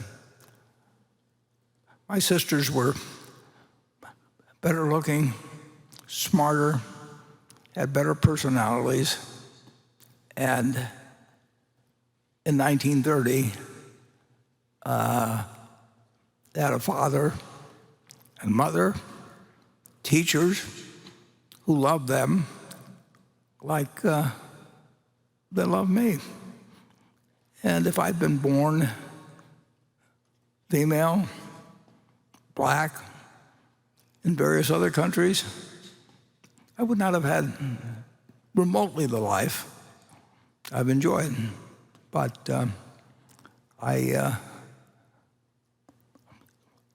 if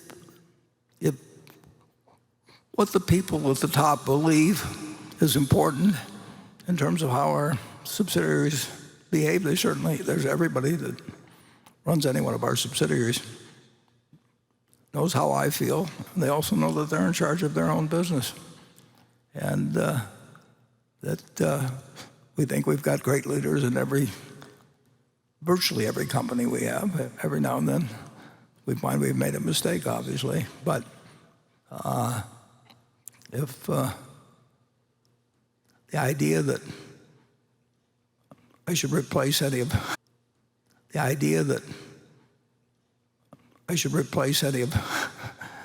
the people that run the businesses, they're doing it. I just don't think that's the way to operate. And I will tell you, just so that the question doesn't come up later, in terms of our shareholders, by again a 4 or 5 to 1 vote, so the owners of the Berkshire company, whether not forgetting about so the owners of the Berkshire company, whether not forgetting about A or B shares, basically the big funds that are worried about what their perception is, but also may well believe it. Who knows what people's motivations are?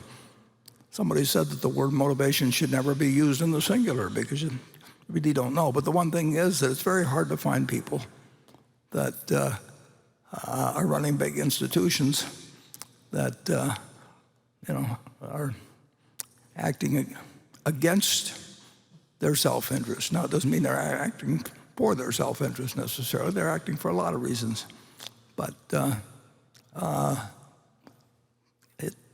it's something that if you could change that in people, it would do a lot more for American.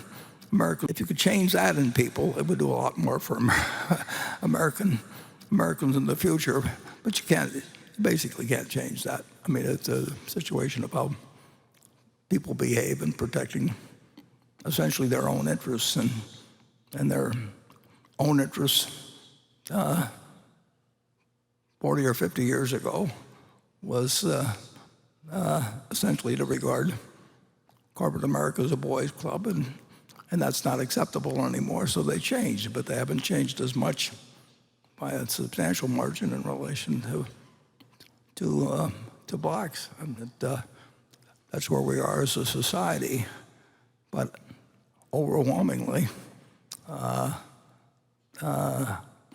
shareholders don't agree with you, even though they had a chance to. You gave them a chance to express their view on it. So, Ms. Amick, when you're ready, you may give your report. My report is ready. The ballot of the proxy holders in response to proxies that were received through